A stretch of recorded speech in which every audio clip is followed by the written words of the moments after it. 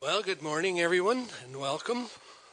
I guess the first order of business is to call this budget meeting to order and welcome everyone in the council chambers.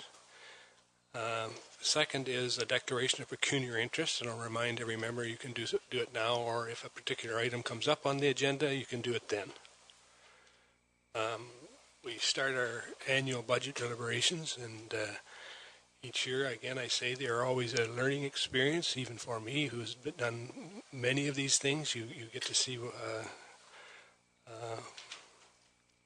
all the things that we do in our community that on a daily basis often council doesn't really know. So I think it's important from that learning experience. Also, I continue as I look through the document, I see it's more and more we're starting to see it in a long-range capital forecast in 5 and 10 years. So it's building on those plans and whatever we have, those plans that we have to put it all into perspective about what our capital is, our assets are, and then how we maintain those and build on them. So I think that's, I really enjoy or like the forum.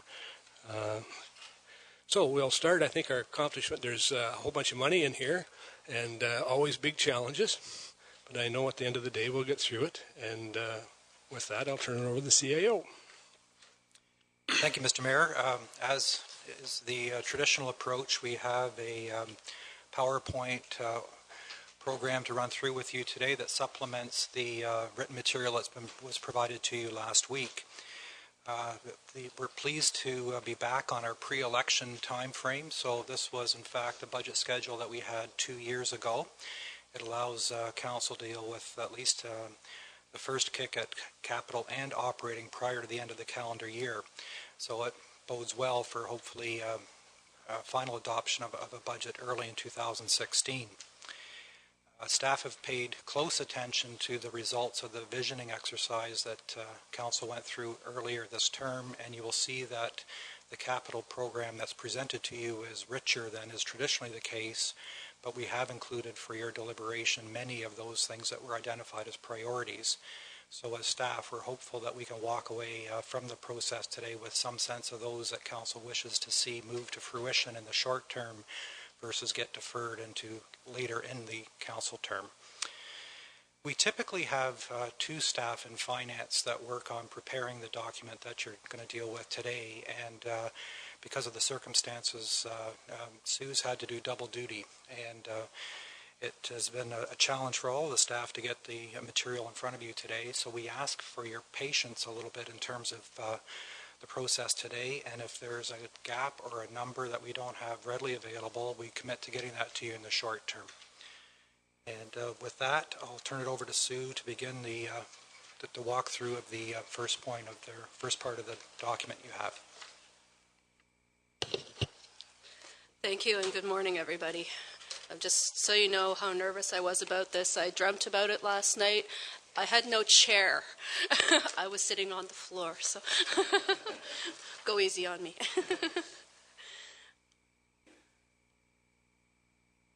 Okay, Linda, how's this supposed to work?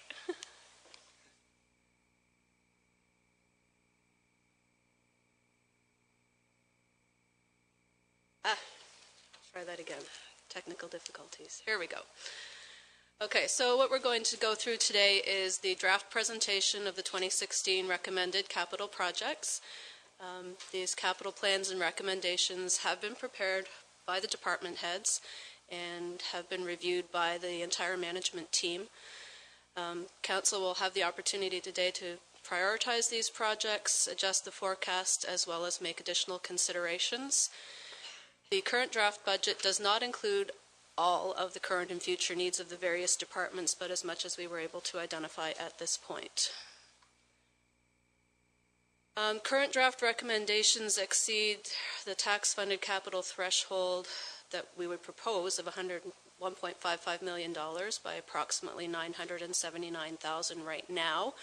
The total program as presented, including all funding sources, stands at $10.2 million. And as Larry alluded to earlier, many of the top 10 council visioning priority projects are included in this presentation.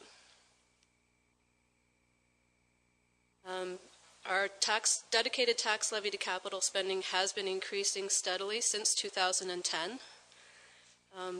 With no adjustments to the program as presented, our tax levy funded capital is proposed to increase to $2.5 million, up from the actual 1.2 in 2015. Management's recommendation is that Council approve total tax funded capital of $1.55 million. That's an increase of just under 3% over 2015. This represents a base increase of approximately $100,000, which has been our dedicated annual increase over the last number of years, as well as an additional $200,000 that was identified during the Council visioning sessions as being added to our tax-funded capital. Without adjustment, the budget as presented would amount to an increase of $154 annually on the average household.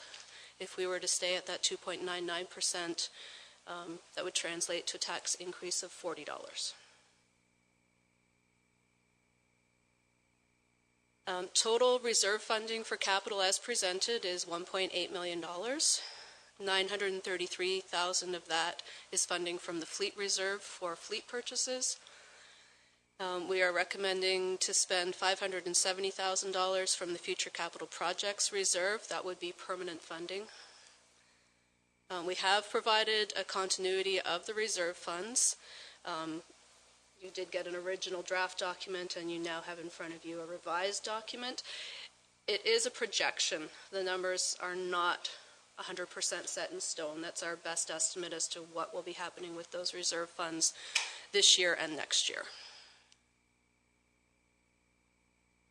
Water and wastewater, total funding from water rates towards capital this year is projected at $1.3 million, and from sewer is $655,000. Last year, water was $550,000 and sewer was $832,000, just for comparison. Water and sewer rate recommendations will take into consideration the level of funding required in 2016. And at this point, no additional debt or drawdown of reserves has been recommended for water or sewer capital projects. We did apply for an OCIF grant to help fund the Port Elgin Water Tower. We have not heard one way or another yet whether that grant application has been approved. They are also proposing to update the water and sewer rate study in 2016. We are budgeting a total of approximately $2.1 million in donations and grants. That includes $395,000 from the federal gas tax. Our formula-based component of our OCIF grant is $220,000. As I mentioned, we applied for a grant for the Port Elgin Water Tower. We've applied for $1.115 million. And we have also applied to the Small Communities Fund grant program for $250,000 for the initial phase of the Gobles Grove servicing project. Our current program also includes $1.4 million in new debt. This would be to fund phase 1 of the implementation of the Waterfront Master Plan. I've given you two scenarios here. If we were to assume a 10-year repayment, the interest rate at 2.35% would be an annual repayment of approximately $160,000 for 10 years. And if we were to repay that over 20 years, the interest rate is slightly higher at 3.21%, would be an annual repayment of $96,000 over 20 years to repay the $1.4 million. Development charges.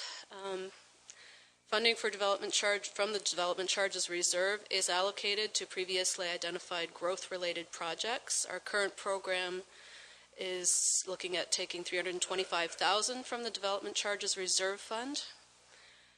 We are just in the process of reviewing the RFPs to review our development charges bylaw.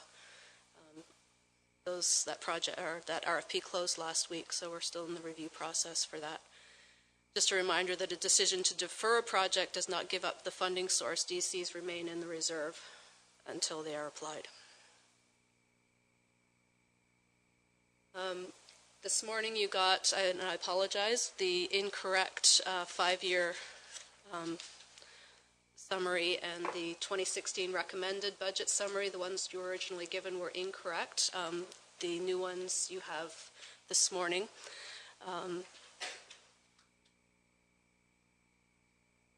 So we are recommending for 2016 total capital projects totaling $10,197,900.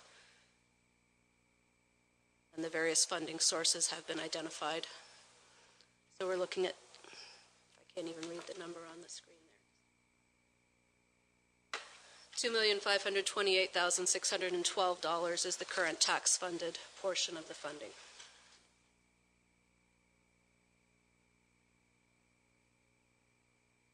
We've also included the updated reserve and reserve fund projections for 2015 and 2016. I know it's small. If you want a bigger version, just let me know and I'll make sure you get a larger printed copy. It's really hard to read.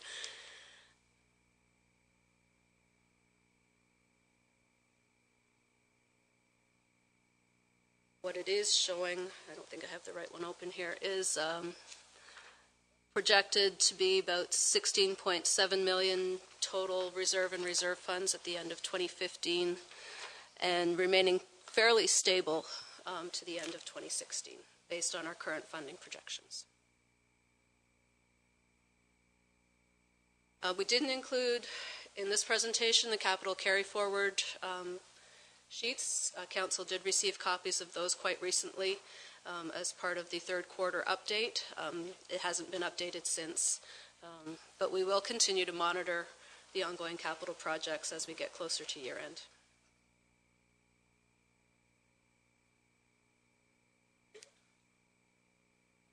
Okay, we'll take a little break and take some questions for clarity or for comments. Luke. Thank you, Mr. Mayor. So just with regard to the capital carry forward, and this is early days, but I'll ask the question anyway. Do we have any idea of where we're headed in terms of where we'll end up on the capital end? If we're looking at any potential capital surplus at the end of the year, or are we looking at going the other way, or are we going to be very close, or can you say? I can't say for sure, but I haven't looked at it in depth yet, but my feeling is there will perhaps be some savings on the capital projects this year. Modest. Sure. And so I just asked, if I may, Mr. Mayor, the follow-up then is, when do we anticipate then that we'll have some clearer sense of that by the next time we discuss capital, or when do we anticipate we'll have a clear? I will have that for you the next time we discuss capital. Excellent. Thank you, Mr. Mayor. Vice Deputy Mayor Huber.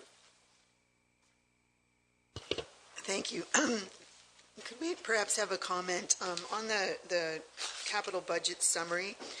There appears to be two major blips, I guess, in the longer range forecast, one being 2017 and the other one being 2019, where the number at the bottom of the column is about double what it is now. Is there an explanation for why we would anticipate in those 2 years those much bigger expenditures?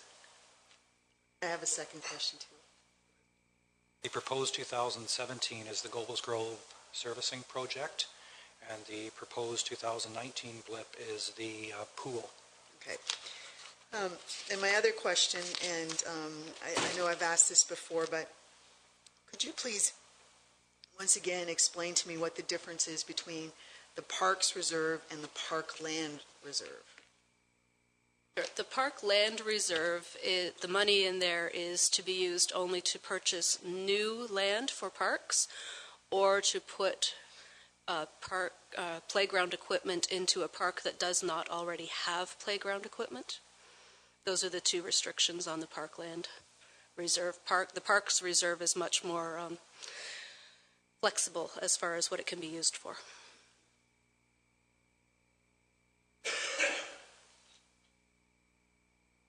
Questions?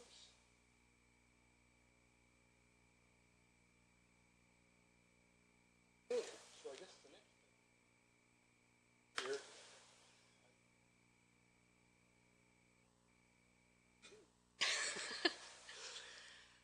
So we do have some projects for IT in 2016. The first one is to replace miscellaneous IT and equipment.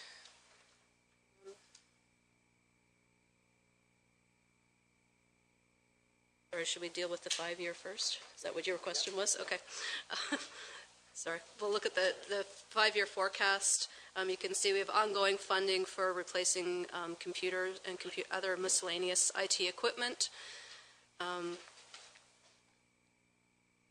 Just for your reference, anything that's colored purple or blue, purple were those specific projects that were identified by council during the council visioning session, and the blue highlighted ones, or if you're not in color. So if they're highlighted, you can't tell which color they are. They're purple and blue, but they're to highlight the council visioning project. So you can see on the financial system upgrade is highlighted.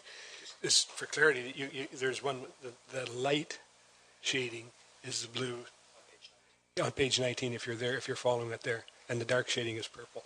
It's in black and white, but I'm just, if you're looking, trying to... Actually, this shading is just a totals column. Okay. So it'll just be where the individual project is shaded. Okay. So the financial system upgrade was something that was identified by council as a priority, so that has been highlighted for you. As far as the 2016 budget, what we're recommending for IT, an increase from last year's budget of $10,000 up to $25,000 to replace miscellaneous IT equipment and software and other miscellaneous hardware. So that includes laptops, desktops, monitors, and other small equipment. And that would be funded from the tax levy. Want to deal with these one on? If anybody's going to share, I think maybe we'll try deal with them one at a time, so that if there is any questions, if not, we'll proceed. But I do have a question, just to comment on the financial systems upgrade. Is one of the things that we recently through the county was an org review and looking at a package, and the idea was the package perhaps could be useful to the lower tiers.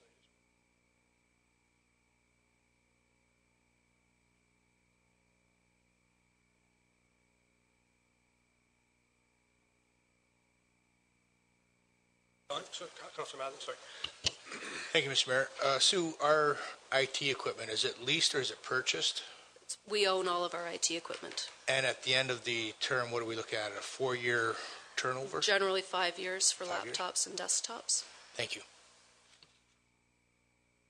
Yes, Deputy Mayor Huber. Just to understand, are we going to be asking questions as we go? Yeah. Okay. Page 24 of 171. This is about the remote connectivity. I noticed that a couple We're not there yet. Well, we're in the IT section, sorry.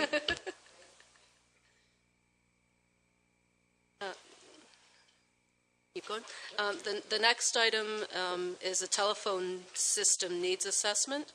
We are looking at $5,000 from the tax levy to include a review of our current system and to put together an implementation plan to purchase a new system, hopefully in 2017. The financial system upgrade is the next one. This would be to do a needs analysis study, and as the mayor has indicated, we would look at partnering with the county perhaps to see if what they're looking at would be helpful to us. As mentioned, this was identified as a priority by council, and we've put $10,000 from the tax levy to fund this initial part of the project. Remote connectivity, this would be phase 2, and this would just continue the project to connect the various town facilities to the main office, and we're projecting $40,000 for phase 2 in 2016. Vice Deputy Mayor Huber. Thank you. I was just curious to note that there's 3 items on the list, in the remote connectivity list, that are basically either at the harbor or at the waterfront. I'm curious to know if these charges, they appear to be attributed to the tax levy. I thought that the harbor budget was a self-contained budget, and I just, I'm curious to know, are taxpayers on the hook for, and it shows up a number of times in the budget that I see some items that it looks like they should be associated with business budgets for either the harbor or the trailer camps, but it looks like they're sort of slotted in here differently. Can you just explain to me, because in this case it's about $28,000, I think. Yep. That is this not attributable to the harbor or waterfront budget? Why is it showing up here? It's a good observation. I believe part of it could be charged to the individual businesses, but I believe there's a corporate component to it. But staff will take that question and see if we can split it out a little bit in the next round. Thank you.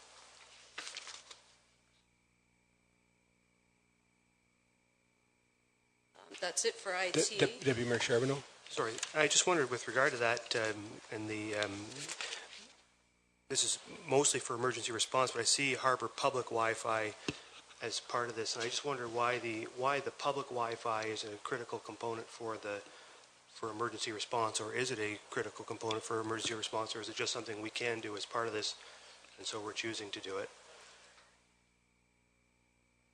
I understand the strategy that was prepared by the consultants. There's some economy of scale by doing it at this time. It is certainly not critical, but I know it is something that the harbor users have consistently asked us for. Okay. Thank you, Mr. Mayor.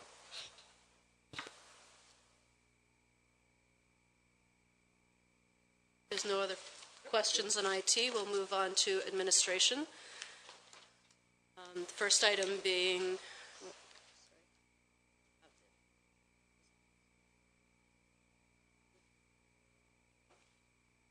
First item on our 2016 proposed budget is office furniture. This is just to continue replacement of existing office chairs, storage, other miscellaneous items. The $7,500 from the tax levy is consistent with the prior year.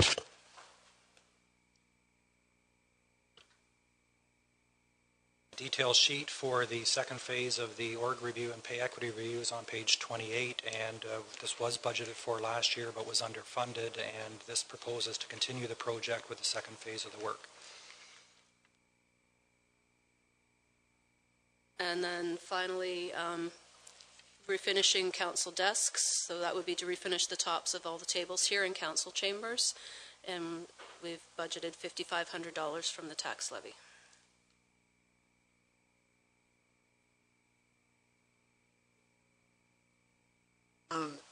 Thank you.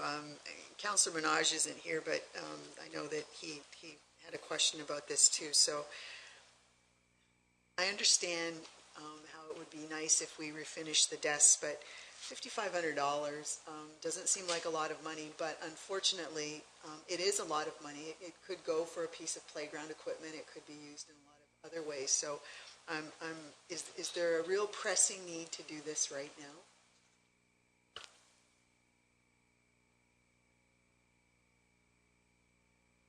Is there a pressing need?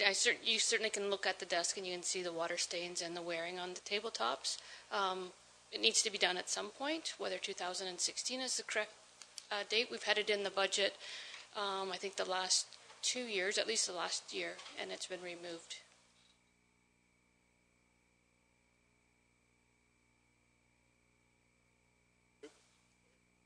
Thank you, Mr. Mayor. I just had a question about the office furniture section, and this is sort of includes this and all these types of line items within the budget. Are we looking at doing this purchasing all together? I mean, I know there's some office equipment that's required or that's being asked for by the police service, and others. Are we able to look at this as opposed to department by department? Can we look at this all together and do some coordinated purchasing of all these items?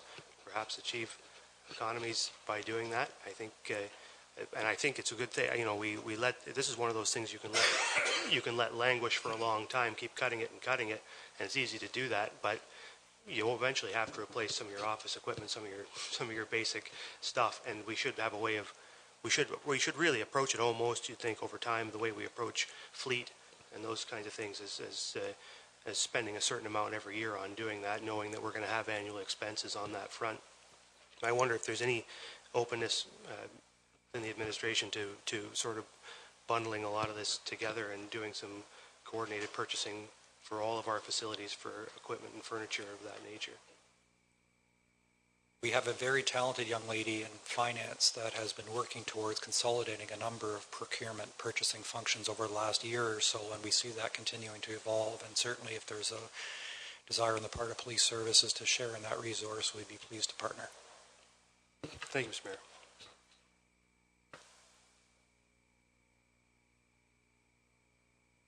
I think we are on to planning and economic development.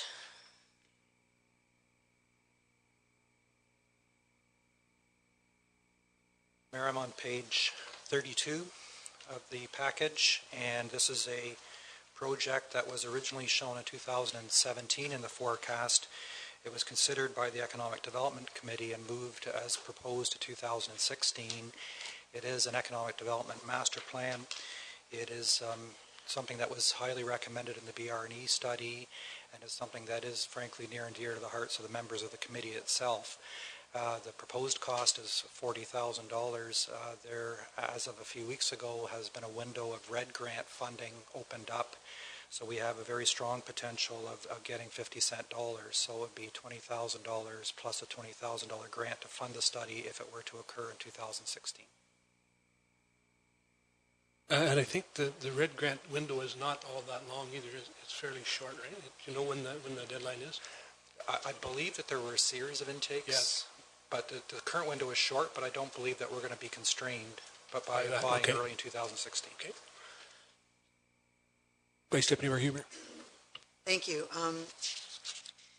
Perhaps this shows up in the operations budget, but since we've just gone through the process to update the community improvement plan in Port Elgin, and of course Southampton's shows up a couple years down the road, there's no dollars allocated here for any of the operational aspects of the facade improvement program. Do they show up in operations, or are we just missing the boat again on that this year? Actually, until mid last week, there was a slide here that had some dollars attached to it, but on due consideration, we believe it is an operational budget item, so you will clearly see it with your operating package.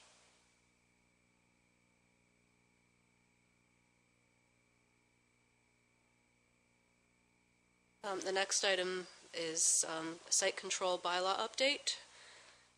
To update the current site plan control bylaw, incorporating significant landscaping and built form recommendations.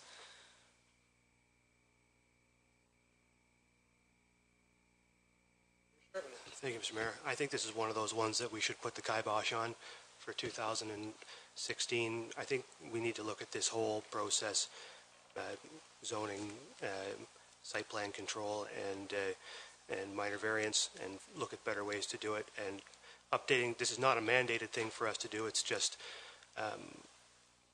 something that's been proposed for 2016. But I think I think we'd be much better served if we put it off in 2016 and reconsidered our approach to the entire process, and perhaps potentially look at some expenditure in 2017, maybe a little bit more, but to look at better ways to do the whole thing, in my view. Thank you, Mr. Mayor.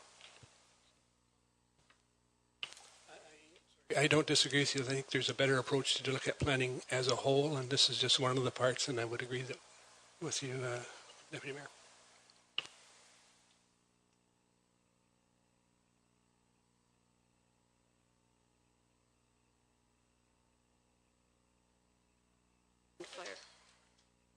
Fire.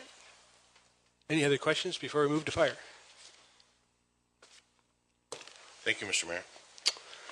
On page 34 of your package is the 5-year forecast.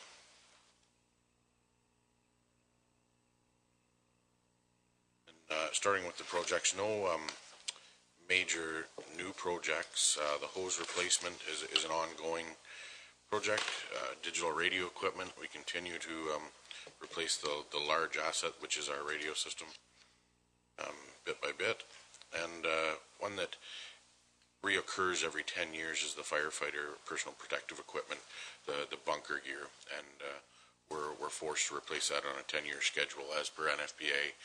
And we must replace that as we can't have it cleaned and it can't be in service after the 10-year mark. And we're proposing a 4-year cycle to replace all the PPE for all the firefighters.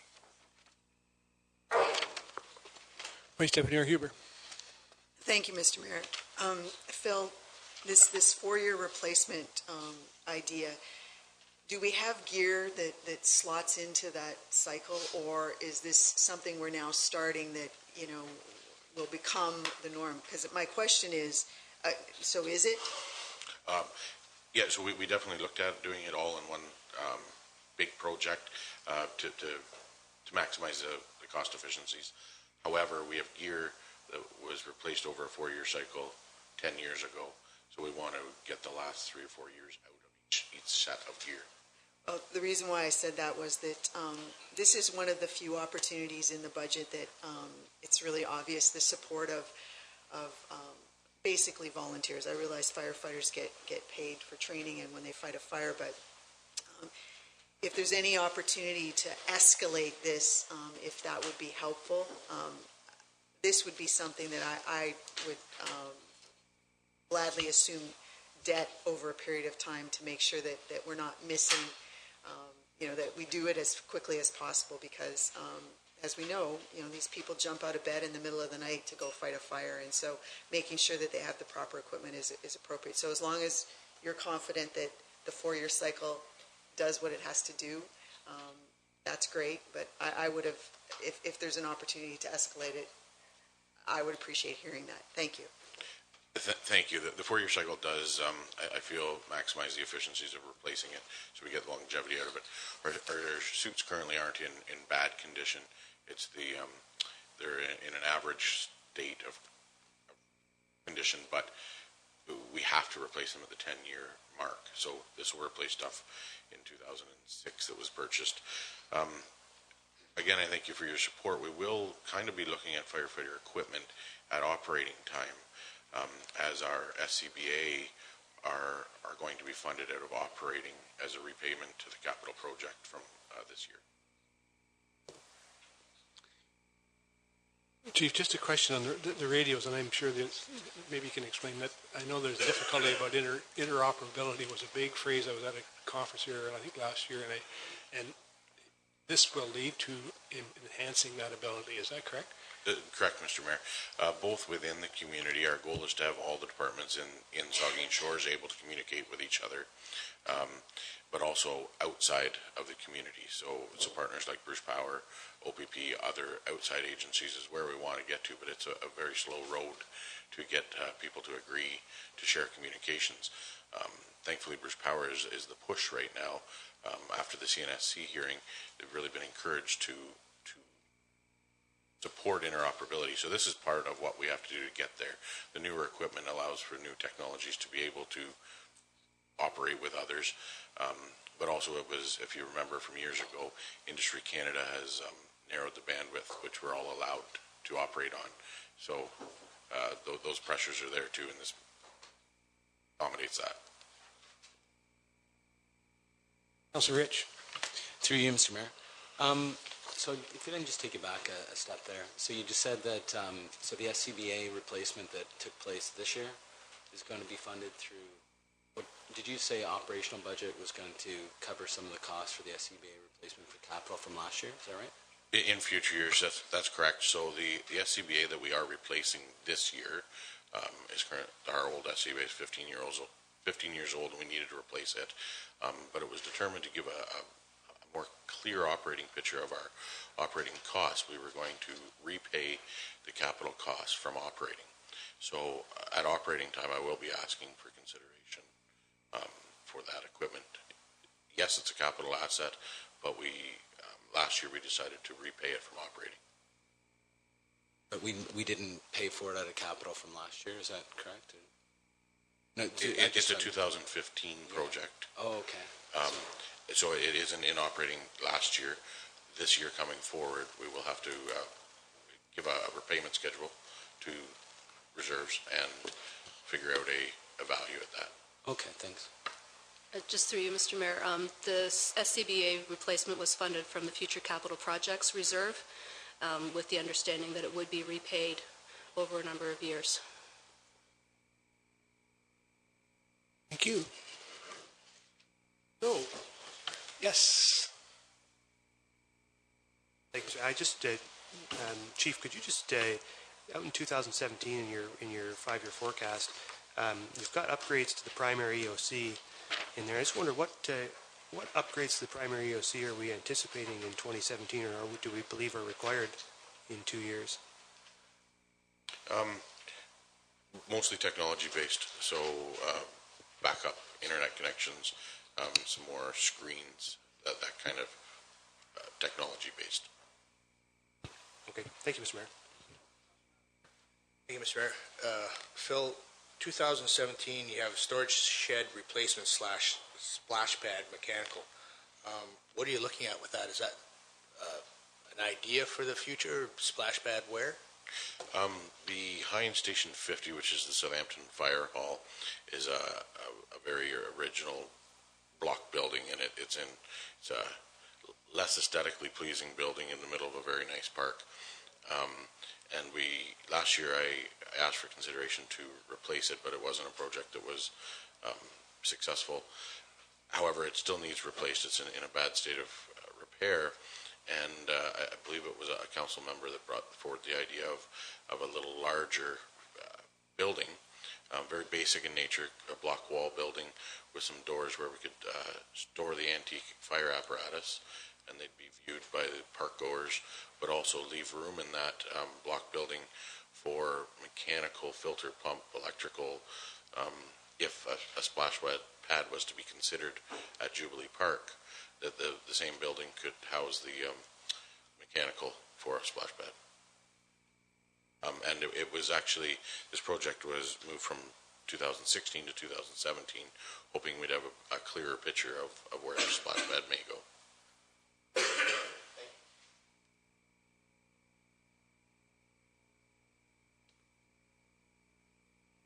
No further questions, and police services. Welcome, Chief. And did you bring the Fruit Loops, or who brought the loops for the Fruit Loops around the table here?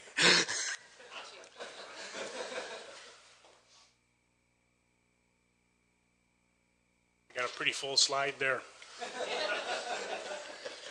As you can see on the 5-year capital forecast, and it's unfortunate that office furniture sounds like a fairly innocuous term, but I couldn't fit to reconfigure office workstation in the constable area to the middle of the room, small meeting table for lineup, shelving and cupboards for office duty belts, bags, and boots, lateral file storage, about the side walls for officer active investigation and court files, file area for active mail, secure notebook storage, taser and long gun lockup, lockers in the constable area, and the chairs in the front lobby in our boardroom are basically falling apart, so I'm just going to start throwing those away. So I couldn't fit that in the term, so it was under office furniture, which really doesn't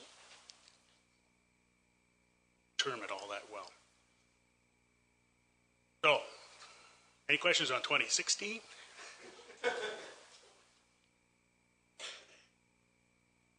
One thing that isn't in, sorry.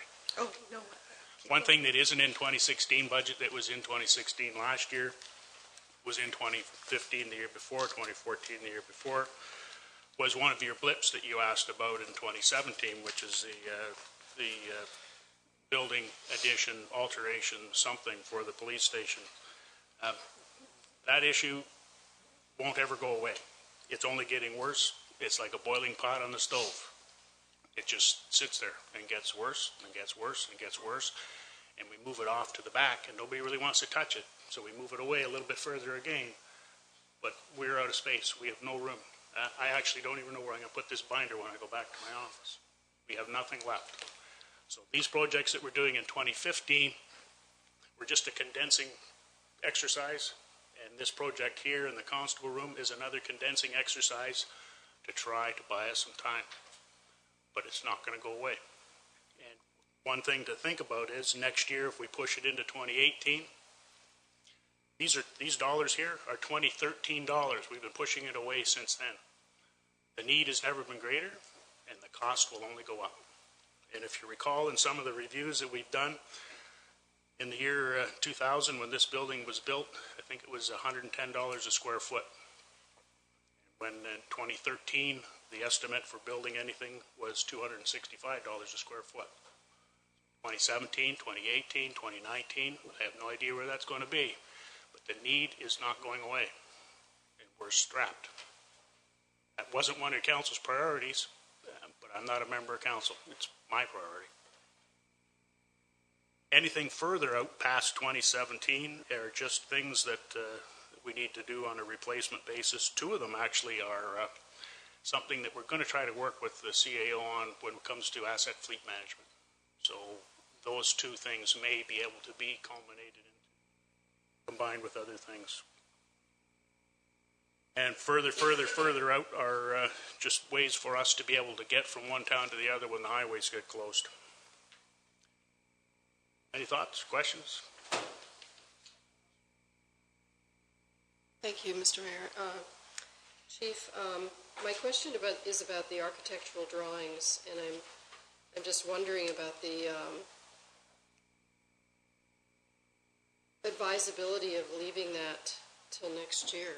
I mean, if this is something that we feel we need to do, isn't that all cramming that into,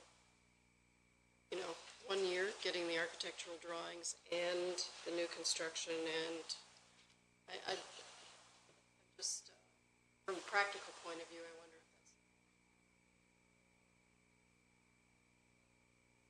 that's... From my standpoint, if we're just going to continually push this away, then there's not much sense you putting $200,000 in there for me to sit back and watch it get pushed away from year to year to year. So you could commit another $200,000, and it would sit in capital reserves. So I understand what you're saying, because it's exactly true. We have all of the background and everything done that we need to do to be able to approach an architect to do a design build or in some fashion. But for me, it might as well be in one group. I don't even think I really need to break it all apart like that.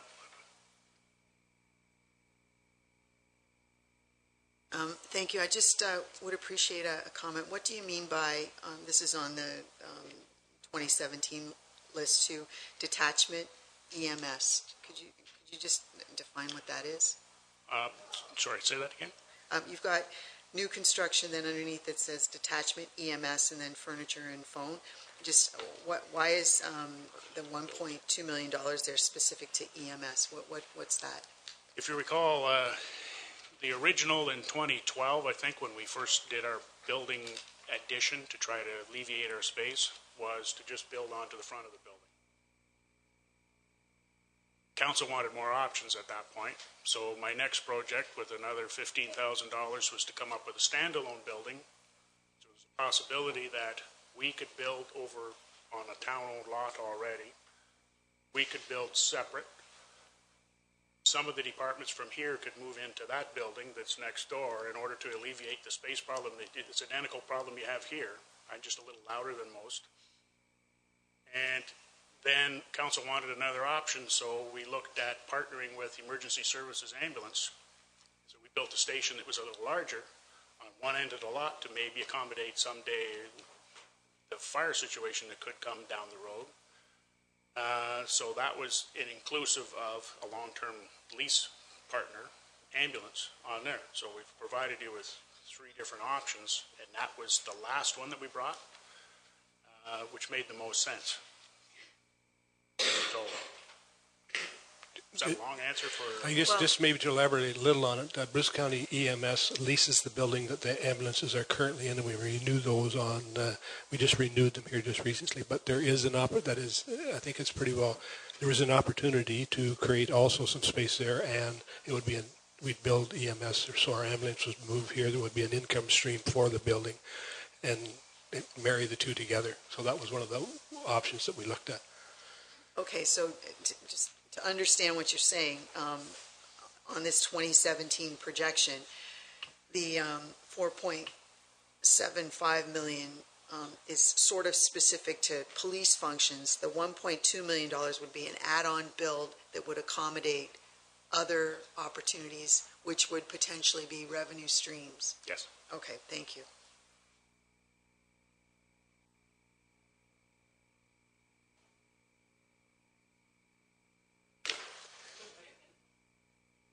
Councillor Rich. It happens. Through you, Mr. Mayor.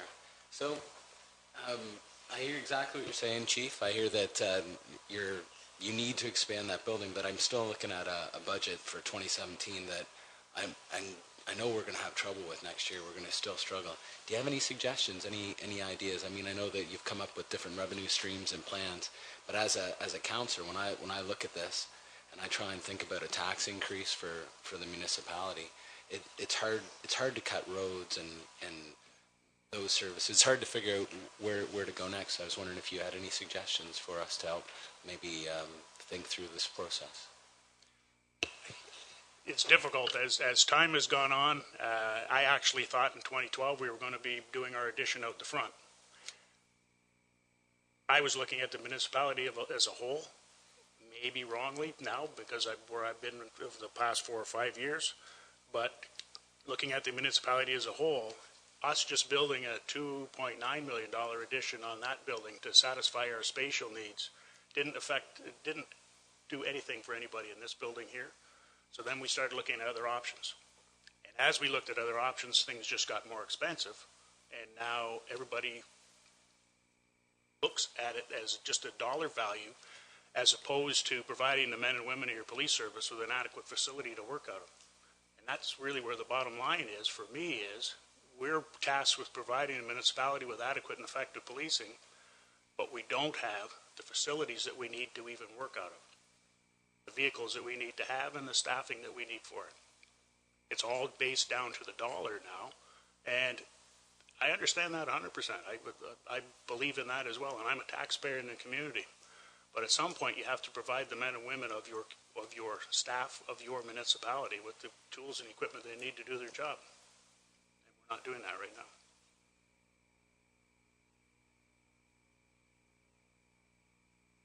Thank you, Mr. Mayor. And I guess we have sort of a two-track approach that we've been proceeding with in the last couple of years. What we've been doing for the last 2 years is investing in the building we have right now in an attempt to make it more functional. $70,000 in 2015 to try to adjust things a bit to make things a little more livable over there. But there's also, as you'll see in this capital budget, and $225,000 that we're aware of, and probably more, $225,000 to deal with an HVAC situation which is intolerable, and then we have a blank spreadsheet in there to deal with air quality because of a report that we've received due to leakage around the windows, mold growth, et cetera, which is pretty disappointing in such a new building. But that's what we're faced with. So I mean, just to maintain the building as it is today and to keep it functional, we're going to spend, over last year and this year, in the range of maybe $400,000 on it. And so, and then, as the chief has pretty accurately run through here, we have 3, I think, different iterations of a new build that we could look at, but we're stymied. The board is stymied, I would say, because we're up against this funding issue. I think what it's going to take, if we're going to change off, we're going to move more quickly toward the new build option. We're going to need council to indicate that it's supportive of that and to decide what track it wants to proceed down in terms of that, whether it's the new build on the existing building or in joint EMS, police, fire, who knows, facility. But we need a decision at this table in order for the board to come back with some ideas as to how you might design that. But I think in the near term, for the next couple of years, what we have to focus on is making that building livable and operable for the people who are in it right now, because it isn't. And so I think, for the purposes of this capital budget, the thing that this council should bite off, I think, is spending that money to improve the HVAC and the air quality in the facility. And then after this capital budget, we're going to have to decide, or perhaps as part of it in terms of shuffling around this 5-year capital forecast, what we're going to do about a new build. Are we going to proceed down that track or not? And if you give the board a green light on yes and give a year, then the board can work toward that and give you some options inside the funding envelope that you're willing to we are willing to offer it.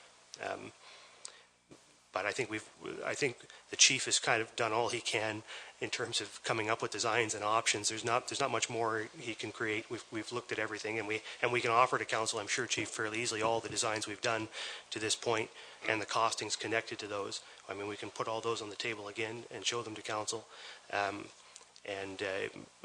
we can't do any more at our level. I think council and the municipal administration are going to have to decide which of those designs, which of those ways forward is preferable, and when. Thank you, Mr. Mayor. Further questions? Well, Councillor Mike Myatt. Thank you, Mr. Mayor. When I went on the tour of the police services building last year, I was just really also appalled at the working conditions that our men and women live every day in such a tight quarters. So I don't disagree that at some point down the line, but we really do need to be taking a look at either expanding that building or building a new facility. And I'm just wondering, I start looking at the numbers and I look at $5 million for a new build, and maybe if we attach fire to it, it might be $7 million. EMS, although to pay for it through user fees, perhaps 1.2 million. So you're up to $7, $8, $9 million project. I'm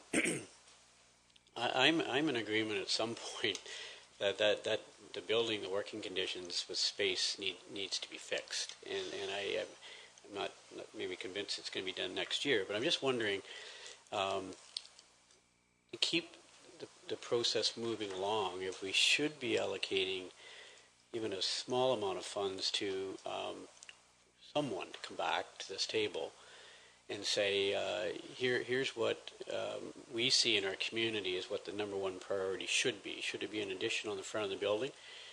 Should it be a brand new building over in the industrial park area on lands that we own? Because I'm really not clear right yet. I've heard about EMS, I've heard about fire today, I've heard about, well, we know about the needs with the police services building. But I'm still not clear, when we go to make a decision on a $6 to $8 million project, I don't think we're anywhere near in a position to even talk about $6 to $8 million when we're not clear at all. At least I'm not clear on what the building could look like. So I'd like to see something on paper to show me, if it's out front, here's the new cost. If it's a consolidated building, will it include EMS or fire over in the industrial park on lands we own? What's that cost? What's the square footage? Like, could we do something in 2016 to at least, give some hope to our police services staff that we're working on it, that we're working in that direction, or are we just going to leave it for another year and decide to do nothing? I know the air exchanger and the heating system is going to be fixed. We're investing significant dollars next year. We need to do that. But I'm just wondering if we should be at least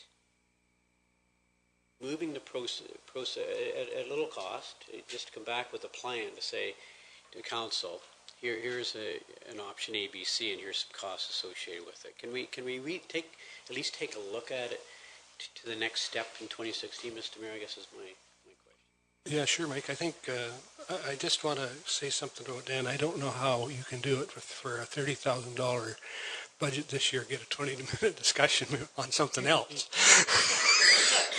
but I think it's a great skill that I want to see how you do that. But I agree with you, Mike. But I think I would go back to Dan. I think that fundamentally the question needs to be, are we ready to make that decision and that capital investment? And then out of that, I think you'll get the rest of that can come together very quickly. I don't think, in my mind, Mike, I don't think we need to spend money this year on it. If we're, I mean, we can, but it's like Dan says, if we don't do anything then in 2017 or 2018 or 2019, then I think that money basically sits there and gets not wasted, but it's not real value for it.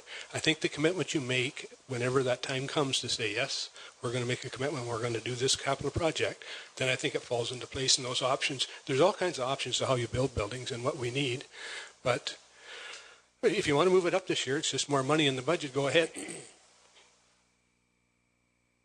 Go ahead, Luke.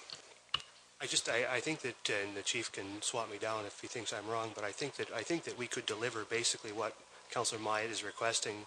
I think the Police Services Board could deliver it with the help of the chief without much additional cost. I mean, we have all the reports are done. The chief has them. We can consolidate them and give them to council. I mean, maybe chief, if I'm off base, please let me know. But I feel like we could do that, and you wouldn't have to allocate any funding at all. 2 times over the past 4 years, we've spent $15,000 each on conceptual drawings, architectural, not architectural build drawings, but conceptual drawings from an architect, spatial needs requirements. We've done all of that background. It's just now it's stale. But I can provide that with you. Well, if that's available, all I'm asking as a councillor is, could we at least maybe just tune it up a little bit and bring it back, at least in the new year, whenever it may be, and for us to take a look, because I need to be refreshed, I guess. I'm not sure in my first year of council if I've seen that in-depth report on different options with industrial park versus out front versus, I just like to kind of refresh my memory what it could look like. So at least if we make a decision in 2017 or 18, whatever it is, we've at least got it in front of us that we're prepared to make some kind of decision in the next few years. Sure. Sure, I think, again, I mean, and I don't want to belabor it, but I think the money that we spent on those drawings now, like you're right, they're stale, and I think if you really, it'll come down to the issue, are you committed to this, and then move forward. Like, and I think, but by all means, I think if we've got information, we should be able to share that with all of council, as much as we've got. Vice Deputy Mayor Huber. Thank you. One of the issues that keeps coming up is the space issue and storage. Is there no opportunity as a short-term, very temporary solution to an immediate problem? Is there no opportunity to ante up some funds that could be used to rent a temporary structure that could be put somewhere in the neighborhood of this building or the police services building, or even to rent one of the empty storefront buildings in town just to get some stuff that could come out of that building, get some stuff out of the building to just give a little bit of breathing room in there. You know, I realize that there's an expense associated with that, but there are temporary modular trailer type buildings that could be parked here for a year to basically get some material out of the building to give people room to work. Is that an option at all? We already rent 2 spaces over in the park across the Tomlinson against Ministry Community Safety and Correctional Services advice. We don't store anything there that could be something like a secure file or anything like that, because we can't separate those. The work that we're doing in the police station right now is condensing files. We're redoing our retention bylaw so we can shred files and pretend I'm Ollie North for a little while. But we grow files every day. So we'll continue to look at stuff like that in the short term. But right now, hopefully the space that we're trying to free up right now will help us get to another decision point.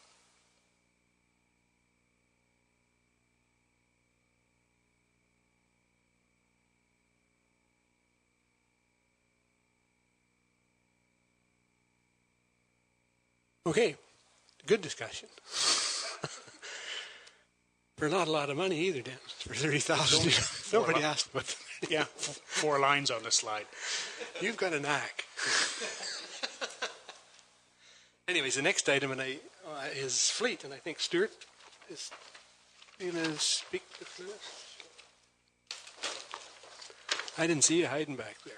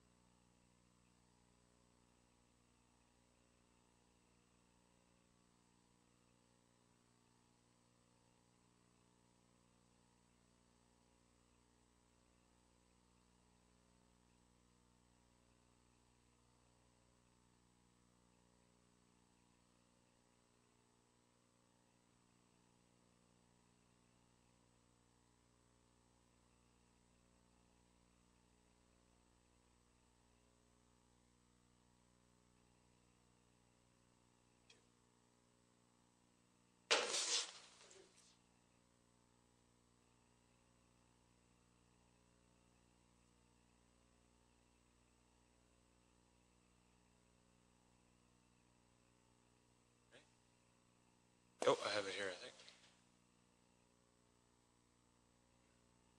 So, I'll present the fleet information. However, there's 2 or 3 departments involved in this section, so each of them can speak to theirs, or I can certainly do a quick overview.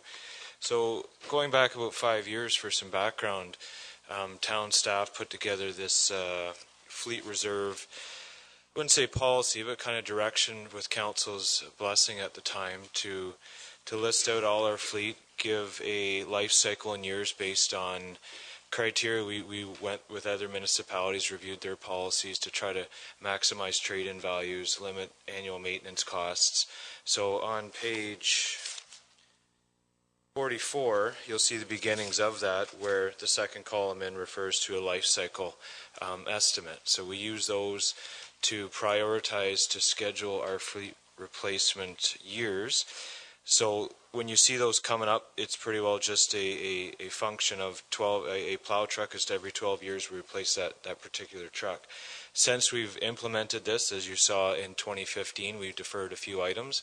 That's not to say that these numbers are set in stone every year. We still have to use our common sense every year to review the equipment, and if we do a large investment in that equipment the prior year, generally we'll defer that to try to maximize that investment.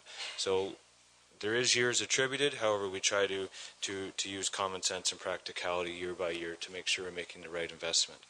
So in 2016, I will, I guess, follow this slide here. Again, I think I've gone over most of this. So a stable annual contribution. Fleet reserve continuity is included within the budget package. I think that's on page 47, which is at the bottom. We've made some refinements to that, which I think we can get out at the next meeting to talk about the reduction of waste management requirements, the development charges, trade-in values, and some other things. So we'll have an update to that continuity schedule at the next meeting that we can work together at. The current year report this year I think was $932,000, and we're again looking at a transfer from the operating budget at $585,000, which we'll see in an upcoming meeting. And over the next 10 years, we're hoping that this will equalize, and that's the plan with the continuity. So this year for Public Works, we are looking at, there's a picture of our current loader, so that was one of the machines that was deferred this year. We're looking at, that would go back into this year's capital 2016, replacing a snowplow, and I think that's a single axle this year. Yes, it is, so it's an in-town plow. Another zero-turn mower at the cemetery. 2 pickup trucks, one's a 1 ton and one's a 3/4 ton. And both of those used trucks will then move down to community services again and then displace some of their older equipment to remove 2 pieces of equipment from the fleet. And we also had the repairs to the compactor, which we've just discussed at the previous budget council meeting. And also there's a large expenditure required for the grinder, which is a new anvil, I had some notes here, but not, we can go into that if you like. However, it's a high wear item, so there's some needs to some repair parts on that. So if anybody hasn't seen the grinder working in action at the landfill, it's pretty awesome. It's going every Thursday at the back. We grind all the garbage that comes in over the packers to increase the density that it's going in at the landfill and to save space. So that's every Thursday at 10 o'clock. Come on out. Good time. Hard hats required. So that's all I have for fleet for Public Works. Now, Community Services, I don't know if Jane wants to talk to it. I can run over it quick. Or... We had some minimal items on this year, and fairly self-explanatory. The scissor lift is a replacement piece, and this particular scissor lift will enable 2 individuals to be on it. So from a safety perspective, it's certainly a requirement that we would prefer. The van is a replacement. Right now we have 1 vehicle we share amongst 6 staff. So many times we're using our own vehicles, and in some cases that's not appropriate depending on where they're needing to go, staff's needing to go. And the third one is a replacement of, it's a Bobcat ATV at the tourist camps.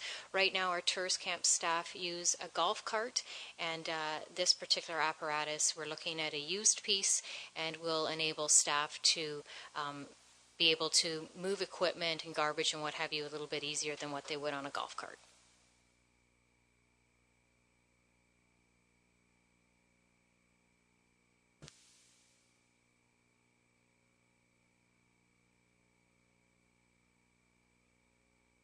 have in fleet this year is the replacement of a 04 truck, the Canyon. It was passed down from Public Works at one time. We were proposing to replace it with a smaller SUV.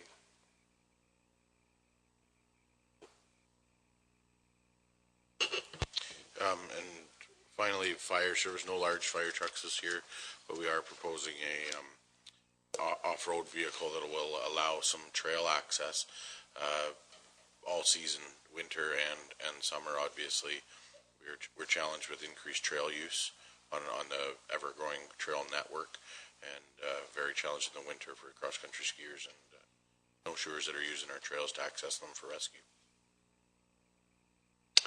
Councillor Grace. Mr. Mayor, my question actually goes back to Jane and the scissor lift, because there's a $50,000 figure and then a $20,000 figure. And could you, maybe I'm missing something there, just, and they're both in italics. Sorry, what page are you on, Cheryl? Oh, I'm sorry. I'm on page 46, beside the scissor lift.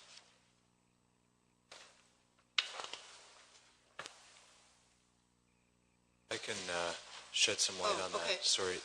So in the first one was the anticipated cost. So that's what we base the prices on. However, when we look at the purchase in more detail, one of Jane's employees had indicated that they could likely procure the piece of equipment that they required at a much lower rate. So then the $20,000 is what we're going to spend out. We'll have to update the left line at the $50,000 when that's what we agree on. That's great.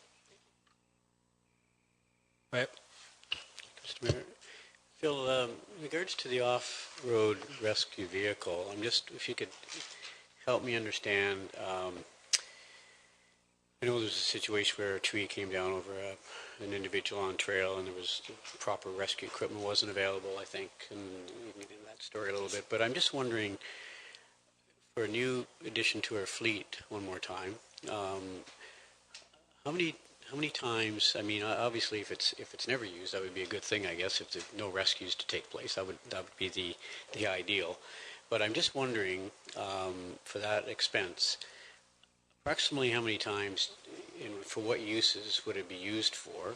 I mean, I understand if there's an accident out in a trail and where you can't get to a person, this is an ideal vehicle to get to that person, and hopefully we don't have situations. But I wonder about the usage, how long it's going to sit. Is it going to sit 360 days of the year?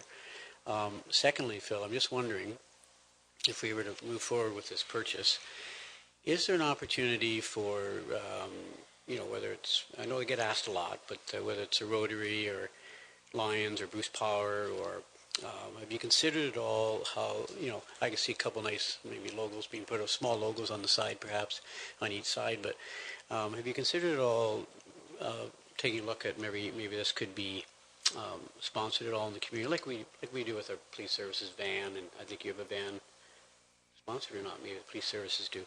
But have you thought about that at all? So those are the two questions I have, is the amount of usage for that expenditure. One life saved it makes it worthwhile, obviously. But how often would it be used, and have you thought about sponsorships? Yeah, so you're asking me to estimate year to year, and it's tough, Mike. I can say we had a need for it about 7 times this past year. But next year, you're right, it could sit and only be used for training. So we can't foresee that. What we're proposing is a 20-year replacement on it. So it brings the operating cost annually down fairly low. It won't be a heavily used piece of equipment, that's for sure. Used for missing persons. So areas we can't access on foot, it'll take us there for missing persons. It'll be used for the rescues, like you mentioned earlier. Used for wildland firefighting.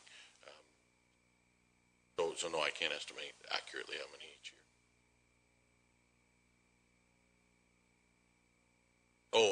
Yeah, absolutely. We will look for some partnership with the community agency. Yep, for sure.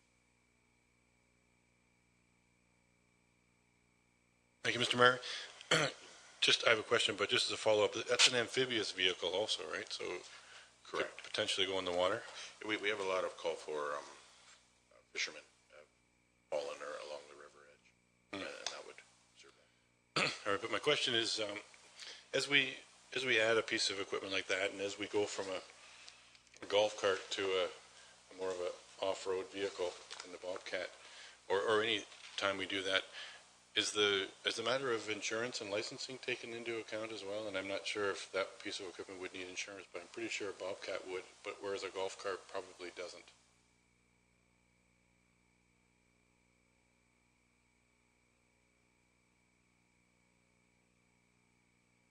Yeah, all of our off-road equipment is covered under our insurance. It's listed as off-road equipment and is covered by our insurance policy.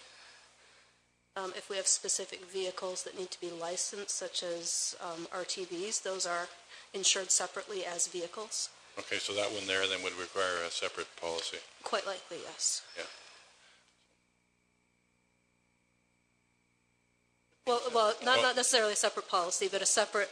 It would be listed separately. It would have its own premium attached to it. Either way, there would be an additional cost for insurance that wasn't there previously. Yes, there would. Thank you, Mr. Mayor. A couple of questions. The first one, I perhaps I'm just not finding it, but the item that's attributable to the tourist camps is showing up. It will show up as part of the tourist camp budget and not a tax levy thing, just for future reference. Thank you. I have a couple questions. One being, recently we did a pre-budget approval related to the Packer. It's showing up on this sheet as $350,000. What did we actually approve in the pre-budget approval? I thought it was closer to $250,000. Is there something extra here now? Correct. So the pre-budget approval was specifically for the Packer. This particular line item pertains to the Packer and a grinder, so two pieces of equipment. The second part, the $100,000, is for the grinder. Okay. I also just I find this confusing still.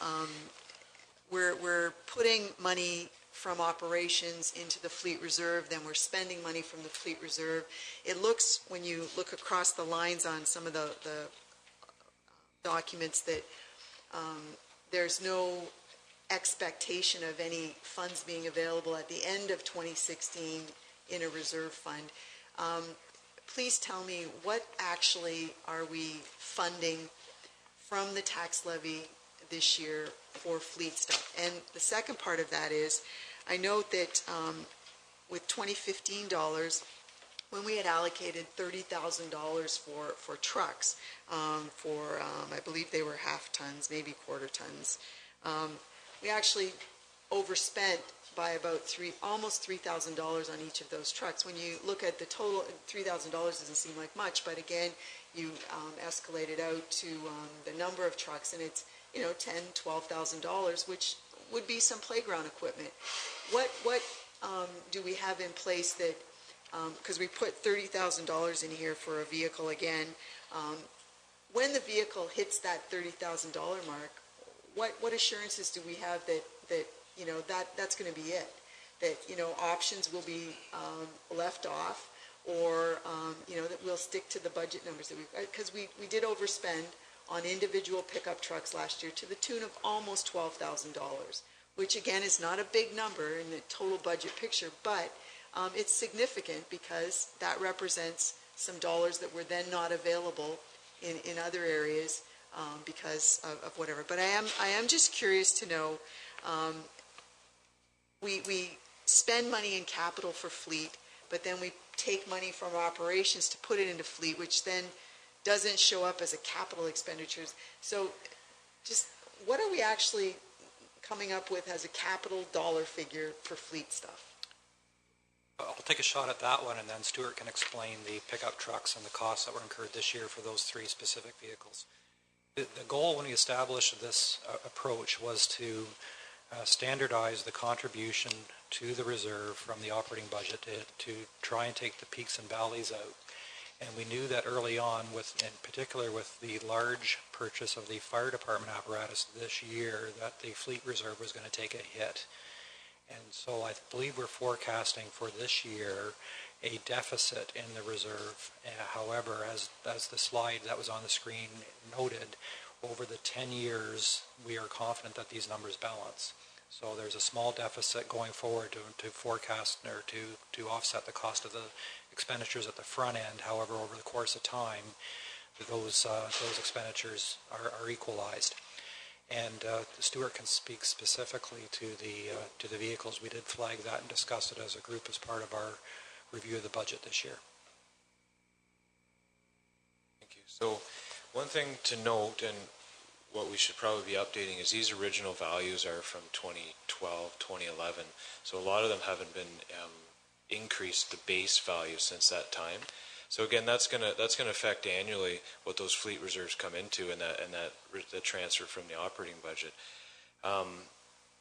Now, I think you did note this year we had a truck in for 30. It's actually $40,000 this year. The truck is. There's no truck in here for $30,000 this year. The truck this year has a lift tailgate, so we generally attach a little higher value to that to accommodate that purchase. And I think the other thing to remember is, you know, we try overall to keep this within budget. I tendered the van and the trailer as well, which both came in under budget, and sometimes they do balance out at the end. However, I will endeavor to update the base prices to make sure that additional increase in cost annually is accommodated for. And just to further clarify, if I recall correctly, the tenders for the actual vehicles were under budget. I believe it was the radios and the various pieces of equipment that had to be added to the truck afterwards that made it cross the line. So that was something that we did flag internally this year. Just as a follow-up then, as soon as we move money so that it appears to come from operating, it's in a different category. I'm still not clear, third term on council, still not clear. Do we still get an accurate accounting of capital expenses? I understand the idea of a certain amount of money every year because it balances out over 10 years. However, the fact that there's, my mind's gone blank, it's $400,000 or $500,000 coming from operating into the fleet reserve, that doesn't then become part of the number that we always banter about for what we're spending on capital in a year, but that technically is a capital expenditure. So, I agree with you about, over 10 years it balances out, but it's in my mind still it seems like an odd way for us to like, why are we not saying every year in the capital budget that there's $500,000 that we are spending on capital that's going into the reserve? Because then it shows up as a capital dollar. I believe the slide that was on the screen a couple pages ago says the current year contribution and operating budget is $585,000 to fleet. I think if you go to page 47, Diane, I think it may be what you're looking for there. 47 is that continuity plan that Stuart talked about, and if you'll see from the tax levy annually from 2016 to 2025, we're committing $585,000. That was, and then if you go down, there's a number of other ones that vary from year to year, but part of it comes from waste management, part of it comes from landfill, so there's how you fund that reserve. And if you look at the balance over those 10 years, I think you're showing at 2025 $4,000, which is about $40,000 a year. If you increased it, wrong, or not wrong, we're saying a deficit that we may potentially have out for the next 10 years. I think that's an excellent document. I mean, it provides fabulous information about where it's coming from and where it's going, and the end result. And I think that's, it was really a good idea to set this up because you don't get those spikes where this year, instead of $585,000, it's $985,000, and we have to go to the levy for those additional 4%. It's a long-range capital plan that I think is what we're looking for. Right? Sorry. Thank you, Mr. Mayor. And just to be real clear about that the 4.2, the summary of the 2016 budget, shows fleet at $932,500 in 2016, and that's part of the total division total of $10,197,900. So you see fleet, you see current year fleet as part of the $10 million total that we talk about for capital. So when we're talking about $10 million for capital, it includes $932,500 current year spending on fleet. So it's in there. It's part of the capital dollars we're talking about in the current year spending, and then it gets offset by reserves. I just wanted to make a comment about something that the Chief of Police raised, and I want to just want to highlight it and re-emphasize it. We, I think, need to look at including police fleet in this document. Currently, the police service leases all of its vehicles.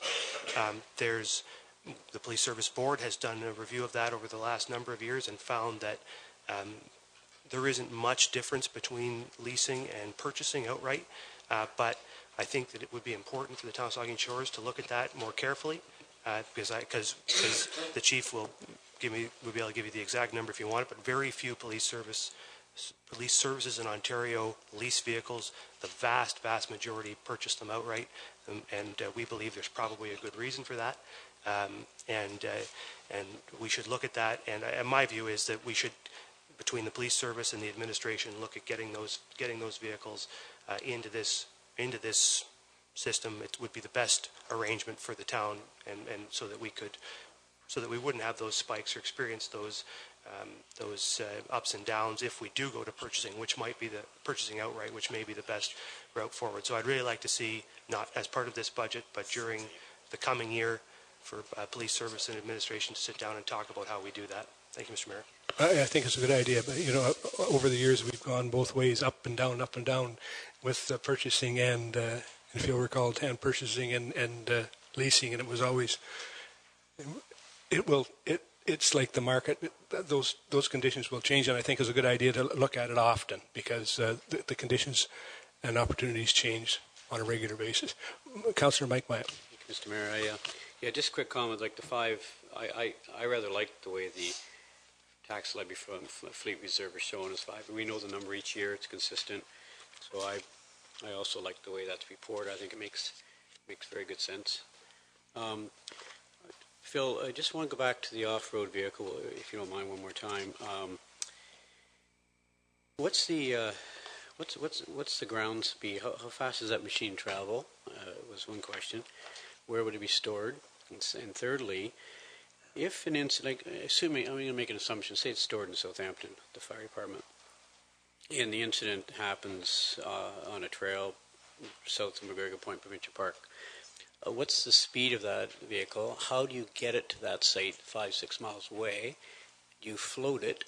And as the next thing, we'll be looking for a truck and a trailer. I don't understand how it gets to the site. The proposed, through you, Mr. Mayor, the proposed vehicle comes with a trailer, and that's not the specific vehicle. We'd have to evaluate a bunch of them to decide on what we want. That's one that a neighboring department in Wellington County did an evaluation of this year and recommended it. So don't let the picture lead you to a conclusion that would be the exact vehicle. There's a couple of options out there, but it would get trailered. We do have space in the fire station for a small vehicle like this, because we freed up a fire truck in last year's fleet discussion. And we have space for it. It would get trailered to the scene, unloaded off of the trailer, and then utilized. Far more, and the ground speed of a vehicle like this or another amphibious type all-wheel vehicle is much slower than, say, an ATV or a more powerful UTV type vehicle. I would estimate it about 20 miles per hour is the speed, but that's as much speed as you can make in a trail situation. So, Phil, you have, would it be, the provision be for to store it in Southampton? The space there, do you know? We do have, but we also have a storage building in Port Elgin. Okay, and so you have a truck that you can put a hitch on, you're saying? Correct. We have several trucks with hitches. Sorry, go ahead, Vice Deputy Mayor Huber. Thank you. Could we perhaps in the future consider a fleet purchase that fits into the electric car category, since we now hopefully will soon have operational 2 electric car charging stations, and one is fairly close to another municipal building, the one in downtown Port Elgin, but that would perhaps be an advantageous educational but also promotional opportunity. Thank you. Councillor Rich. Through you, Mr. Mayor, I guess we'd have to decide whether or not to do a Chevy Bolt or a Tesla. That'd be a very difficult decision, I suppose. My question is...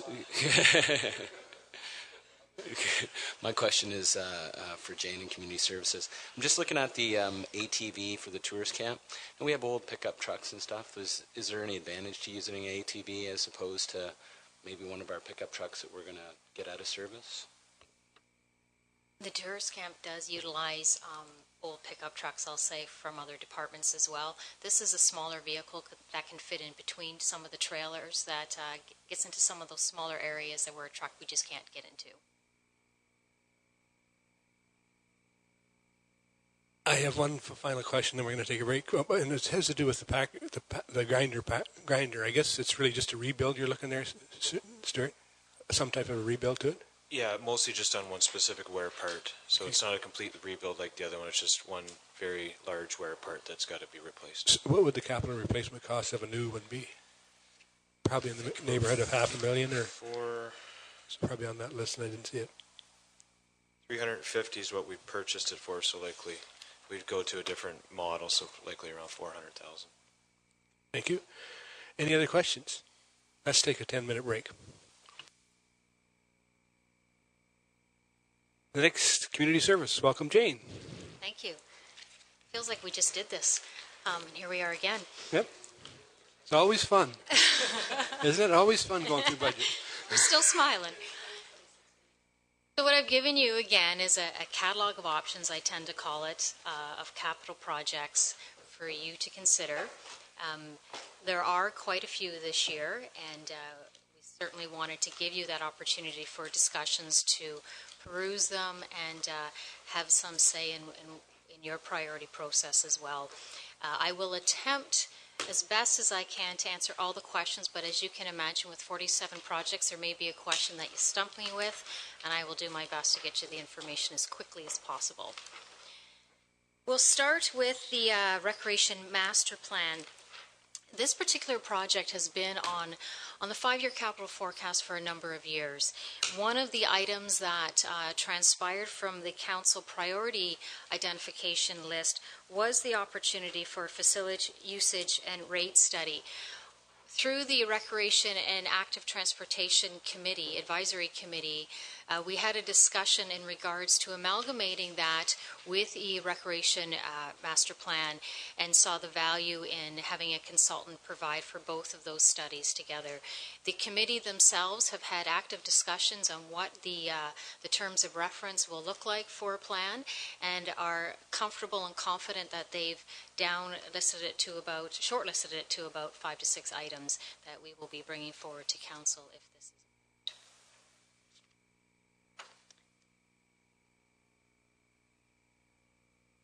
You got a question to that? Let's hear it. It's not really a question. It's there is a request somewhere in here for pre-budget approval related to this. So I would just not like that to get lost in the shuffle. The Recreation Master Plan. I think it's there's 2 items there, but the reality is that the facility usage and rate study, or the fees and charges stuff, is part of the package. So I think what this is suggesting is that, you know, we're providing perhaps in the tender opportunity a breakdown just in case the dollar figures come back. Is that what this is all about? Correct. Okay.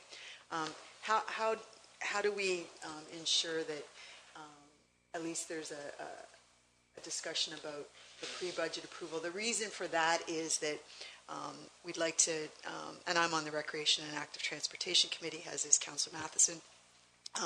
The reason for asking for pre-budget approval is to get the process started so that in the early spring we've got potentially a consultant in place so that then we can roll out some community consultation over the late spring into the summer. So your advice on how to proceed with that would be helpful. If I may, there was discussion at the committee, if I can bring everyone up to date, there was discussion at the committee level that there was a desire to move this forward as a pre-budget approval item. That's where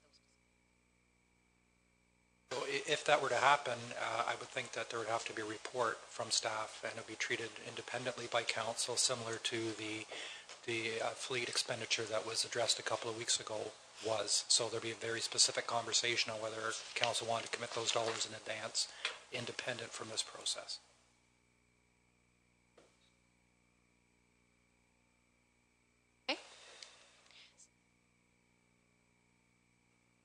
I believe Jane and her staff are looking at having this ready sometime for our meetings in November, correct?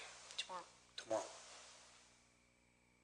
We'll be discussing it. There is a draft copy of the terms of reference to be discussed at the Recreation Active Transportation Committee tomorrow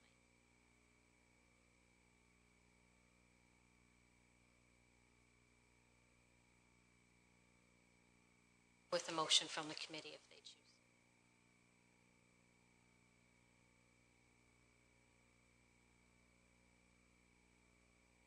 Thank you, Mr. Mayor. I just wonder, is the intention then, Jane, if this receives pre-budget approval, I mean, the purpose for heading that route is so that we could possibly see a document completed in time for the 2017 capital budget? Is that the timeline we're setting for this project? There certainly was a desire by the committee to move it forward for a couple of reasons. For that reason, also to, I'll say, jump the idea, and we've talked about this before at this table, about getting terms of reference or recreation master plans tenders out earlier than most municipalities do in order to get some of those consultants that are more desirable. That makes sense? Yeah. Okay. Thank you.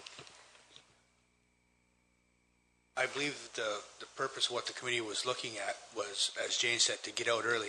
But if we waited until the end of budget approval, we'll be looking at April, May to have this out. Then you're looking at another 2-3 months to get tenders out. So you're at the end of the 2016 years. We want to get ahead of this, especially when we have the pool question looming, all of our recreational facilities coming up for review. We might as well do it all at once and get ahead.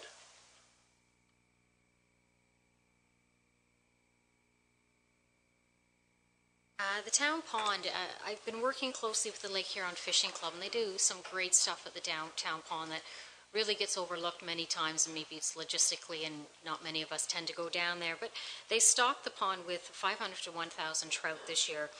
What's been happening over the course of a number of years is that, unfortunately, that there's been an accumulation of sludge, I'll say for lack of a better word, in the town pond, and that's increasing the water temperature, which isn't great for their stock. They have asked if they can partner with us to do some dredging in that area. We've gone to the spot. We've invited Saugeen Valley Conservation Authority with us as well. They've been to the spot. They see that it is doable. We can apply for a permit, and we've also had some discussions with DFO. The club has indicated that they will contribute half of the price of that for $5,000. For you, Mr. Mayor. Jane, in the report it said they just wanted one end of the pool to be dredged. Was there a reason for that? Sorry, they asked for I believe it was the south end of the. Yeah, why not the whole thing? The reason why we're looking at, for two reasons, it has the most accumulation, and if we were to go to the north end, there is some fear with the existing ridge that it may be undermined. So we're trying to stay as far away from that as we can. Thank you, Mr. Mayor. I agree with almost everything you said, and it's been a great success. This year was the first year they put in all those rainbows and brook trouts and things. It's a great time, and the town pond has become a real attraction. Also, one of my other part-time jobs is manager of the Lake Huron Fishing Club Port Elgin Hatchery. And I did include $5,000 for dredging. You may want to speak with Phil Hahn then. Okay. Maybe it's in an overall club budget. I can't make comment about that. Phil Hahn is the contact that I deal with, and he even as recently as yesterday was communicating with me. He's also had conversations with Clearwater to see if they can do either a back truck or a dredging process. Oh, okay. I'll Phil. But it's true. I deal with one person. We need the water to be colder because we're having a hard time maintaining the temperature for the.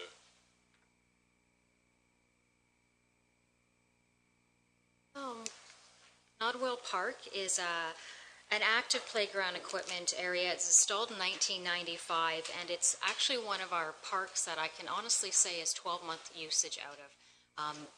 Because of its proximity to the trail system and to the neighborhoods, it is due for replacement, and we'll be cognizant with the AODA and making sure that it's accessible.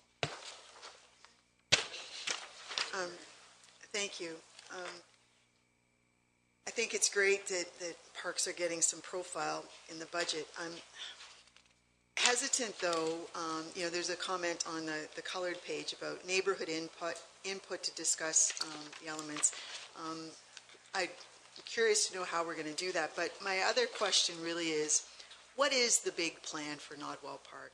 I would like us to not necessarily hire a consultant and draw up these beautiful pictures that we can't afford, but at the very least we should have sketches of a number of the premier destination type parks. And Nodwell Park is not a neighborhood park, it's a destination park because of its location and also the size of it.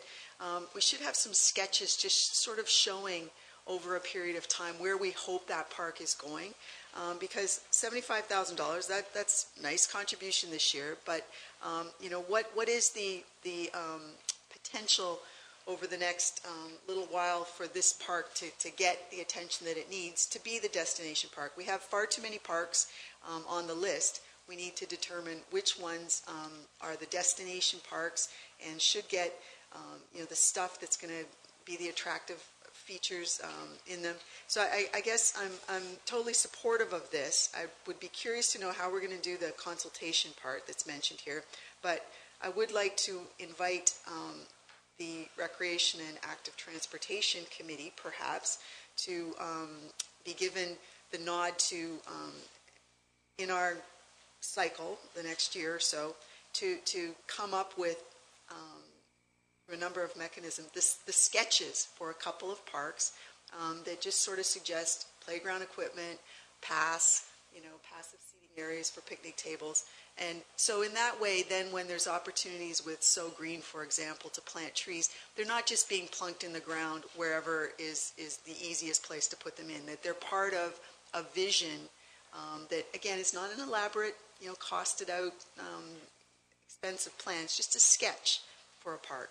And that will show up in my comments perhaps with a couple of the other items here, which again are at parks that are starting to get some attention, but again, there's no vision for the entire area. So if you could just comment, how do you intend to go out and get the neighborhood input? I guess that would be a good enough question to just respond to right now.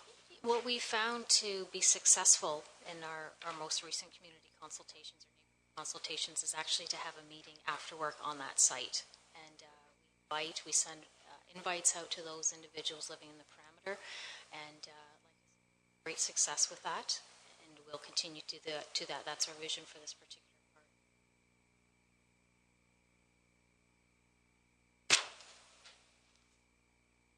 part. One last question, Mr. Mayor.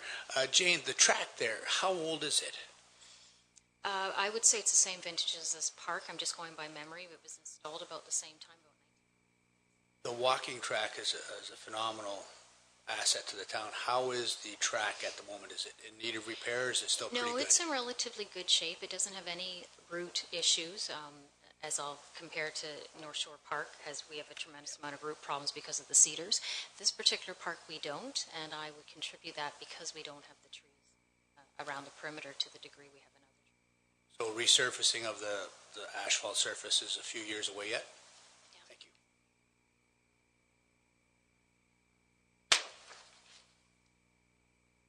Jubilee Park, some of you may recall that prior to the installation of the new playground equipment, there was a multi-purpose pad at that park. There has not been one since we put in the new play equipment, and it has been shown in the 5-year capital forecast for some time. Pickleball has taken off immensely in this community and beyond this community. This could be a potential another location for pickleball users to use. Pick-up basketball, there could be a number of activities that could be used at this on this multi-purpose pad.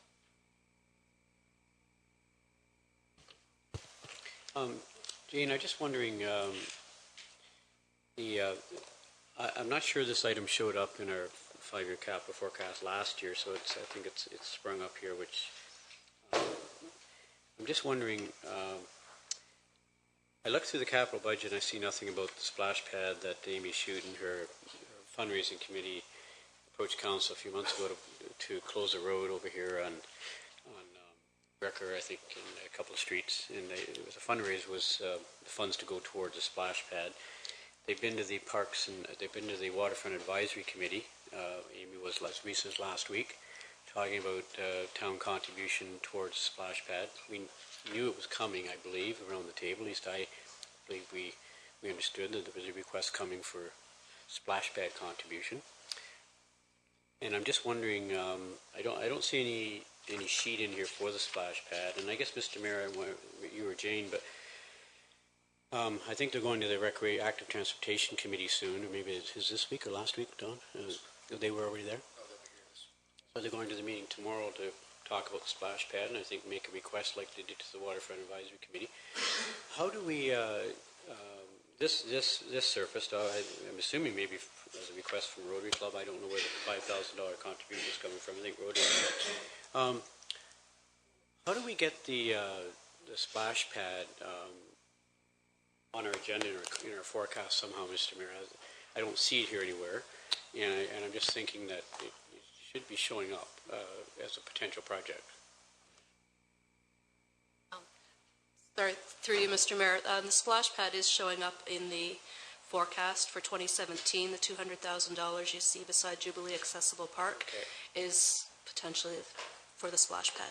At Jubilee Park, did you say? Yep. Okay, I missed that, sorry. So it is showing up in 2017. Thank you, I missed that. If I may add to that too, Mike, your particular indication of Amy Schute's request has not formally come in as a request yet, but it is showing up in my budget at the very end as additional requests, and she will be at the Recreation Active Transportation Committee. Was that in the original package? I didn't see that part in the original. Was that just added? Because I was looking for it. It's at the back of my presentation. Today's package. Yeah. Good. Well, that's positive. Thank you. Good, and thanks. As far as the splash pad at Jubilee Park, it has been in the 5-year capital forecast. The notion has been planted or presented to service clubs in Southampton. There's been no formal, I'll say, agreement from those service clubs to partner on such a project at this time. Vice Deputy Mayor Huber. I just wanted to make sure I understood whatever is showing up in the capital forecast pushing out is has been specifically discussed with Jubilee Park. The splash pad presentation that we're expecting at the Recreation and Active Transportation, I don't think that the intention is that splash pad is a Southampton location. So I think we're talking about two different things completely. And this coming back to this, and so I agree with Councillor Myatt that there's a balloon there floating, that where does it fit into all of this? But the Jubilee Park idea, Jubilee Park is an extremely well-used park. This particular multi-purpose type pad would reflect the demographic of the older population, but also the late teen group. That there's a very much an opportunity in a number of places in the community, but particularly in Southampton, to provide a place for kids who are, between 12 and 17, for them to have a location that they can have some activities. So I don't know if the specific fundraising idea has been explored very much, but I know that there is at least one Southampton Service Club that has had numerous conversations with the public school about opportunities for kids in that age bracket, and this is one of the things that has sort of come out of that, based on consultations with the principal at the school and also kids at the school. So this is a great idea, and again, this begs the question of the sketch for the entire location, because Jubilee Park shoots way back to Gray Street. There's some land in there, but again, we're filling the space. So it would be nice to have a sketch just showing, where various activities kind of fit into the longer term plan. But I agree with Councillor Myatt that, there's another item, but the long term forecast splash pad idea here is, I don't believe what the presentation that we're getting at the Recreation and Transportation Committee tomorrow night. Thank you. Yeah, and just to be clear, I mean, that's just money. I suspect in there as a placeholder, we have not, to be very clear, even had a discussion about a location. And I think that will follow. I don't think we need to get into that today, because there'll be lots of other opportunities for it, where it goes and our contribution to it. So I think we get off a little bit on it, but I mean, they're fine contributions, but I think that money in there is just to recognize that there is likely to be a request for a splash pad. And then we'll decide about, I mean, it's just a suggestion whether we commit it or not, and how that plays out. Go ahead. Just to clarify, though, I mean, sorry, Jane, I read this pretty carefully. Where does the splash pad show up, and what page in our document again? It's in the 5-year capital forecast. Is it page 52 under Accessible Park, Jubilee Accessible Park, is it? Is it 2017 it's showing? Well, it says, I didn't see splash pad anywhere in here. And Mr. Mayor, I understand we haven't approved the park. Now that we have approved location, I understand that part. But is where it says Jubilee Accessible Park? Yes. That's the splash pad? Yes. But what's the 25 grand in 2016, Jane? What are we thinking there? That's this multi-purpose. Pardon me? Multi-purpose pad. So, okay. So the splash pad is showing secondary. Confusing, that's all. Thank you. Yeah. Okay.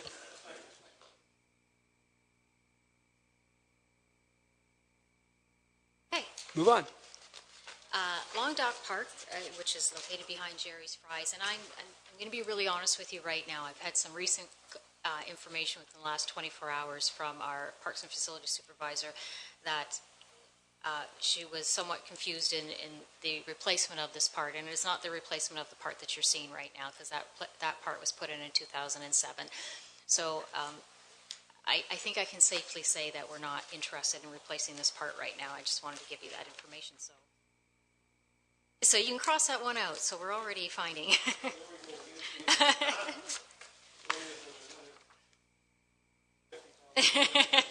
How much more to go? George Marion Park actually has had a second life, I'll say, since Max Milk went in front of this park. And at the time when Max Milk went in, some of the cedar trees were taken out as part of the build, and the intention was to put them back in. However, we've seen a rebirth of this park, and with the cedar trees now gone, the hedge now gone, it's given it some exposure. We have a tremendous amount of kids now using this park, which has been fantastic. We've partnered with Saw Green and did some tree planting in the park. And I recently took the Recreation Active Transportation Committee, which I'm going to call REACT from now on because it's such a long title, to this site, and showed them with a value what irrigation could look like in here, because the grass is very battered, if you would call it grass at all there. Some additional landscaping, some areas to sit, and a small trail within there too, just to give it some more aesthetically pleasing aspects to it.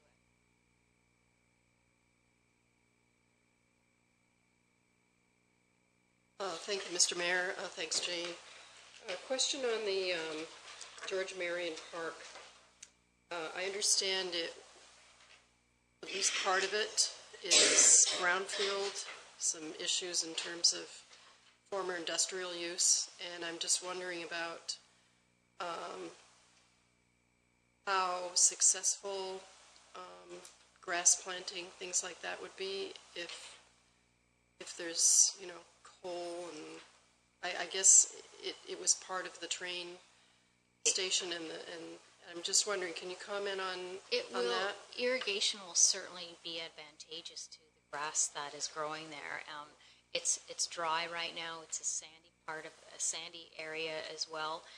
We have not done anything, to be honest with you, to instigate a greener park, I'll say, for lack of a better word. Irrigation would certainly provide some benefits, which would make it more aesthetically. Because to be honest, the grass growth right there is almost non-existent. We haven't given it what it needs. We've seen with the trees that we planted, you can see around, we call them bladders on that picture right there, which we fill with water. Our staff travel and fill those bladders up at least once a week to once and a half. So even having irrigation would provide some efficiencies in our workload from having to go and fill those bladders up to ensure that those trees have substantial growth in it.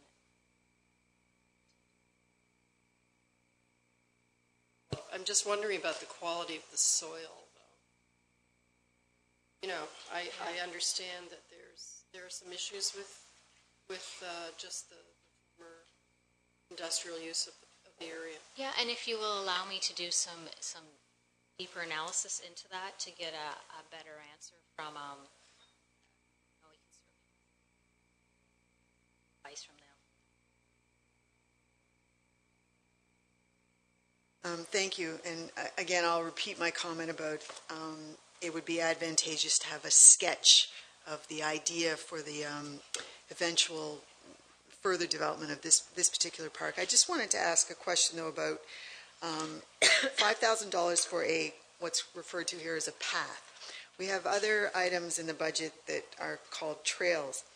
What is this $5,000 going to accomplish? Are we talking about a loop path all the way around the park? And what's the treatment on the ground? We'll do this in-house as a stone dust path. So we'll do some preliminary work of, use my terminology, but digging the path and preparation of the land itself. We'll do it all in-house, and our idea is that we'll go around the park as a whole, because what we're finding is that park is actually becoming a shortcut for people trying to access to the street over Morpeth, I believe it is. And there is a spot in between the two trees where they're cutting through. So certainly we'd like to have a spot where that they can walk through as opposed to goat's path throughout the park. I'm just curious, why $5,000? You know, it's quite a distance, and of course there's some other trail stuff in here that appears to be more money, shorter distances. So the $5,000 kind of gives you a sense of what the path could be. The irrigation may be a little bit more than what was previously identified. I think what we're trying to say as a whole, to do some enhancement projects to that park, is going to be in the vicinity of $15,000. Does that answer your question? Mm-hmm. Okay.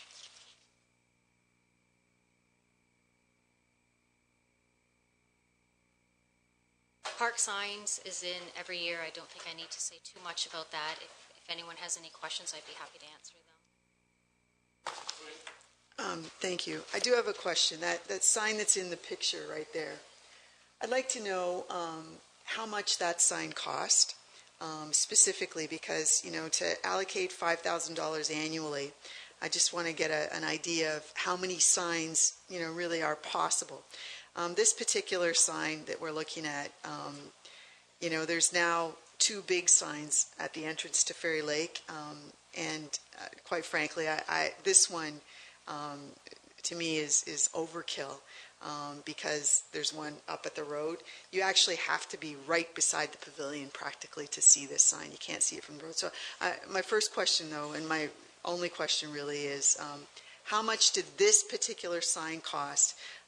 Has an indication of what kind of dollar figures we're talking about for the future with $5,000.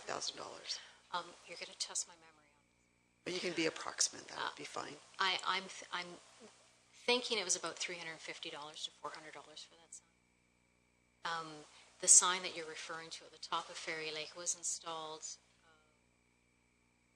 I'm going to say probably about 10 to 11 years ago. It predates the signage strategy sign. It is a sandblasted sign. What we're wanting to do with this 5,000 each year is to continue down the journey of the signage strategy by having our parks and trails identified with the signage strategy. In some cases, we have park signs that have the previous Port Elgin logo on some of them, the old maple leaf on some of them. So, and they're starting to show their age. Obviously, if signs are in relatively good condition, we're going to leave them. We do have a plan each year on what signs we'd like to replace if given this opportunity for the $5,000. Continue kind of biting off those signs. Some of them are the higher risk, or the ones that indicate a safety concern, are the ones that we want to bite off first to ensure that that is recognizable. But really, that's what that 5,000 is for.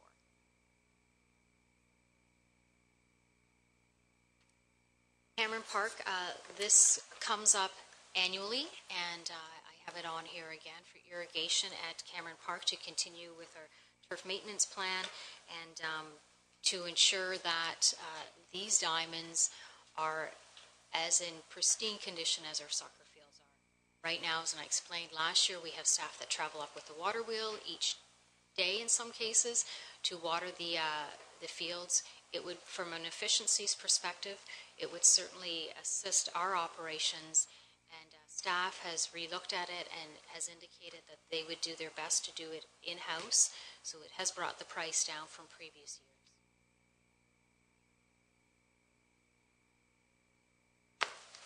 Thank you, Mr. Mayor. This is one, Mr. Mayor, that I could do without. I think, and it's interesting, there's a presentation coming to at Parks and Active Transportation tomorrow from Minor Ball. And our minor ball leagues in Saugeen Shores, the minor ball league, in Saugeen Shores is experiencing quite an uptick in its usage and is going to, I think, experience a much greater uptick due to the recent performance of the Blue Jays. And I mean, that type of activity, it will though. They don't respond to the Yankees, Mr. Mayor, only the Blue Jays. Anyway, the fact that you had another boy. Yeah, but in all seriousness, I think.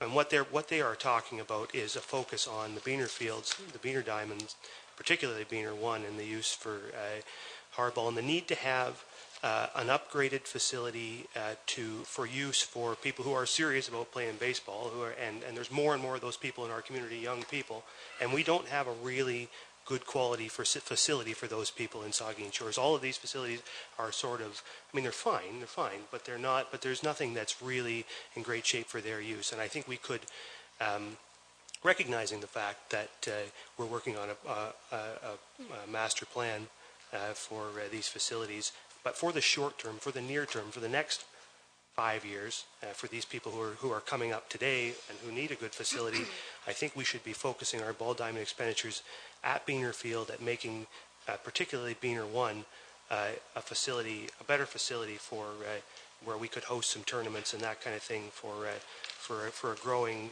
usage in our community of young people who are playing baseball.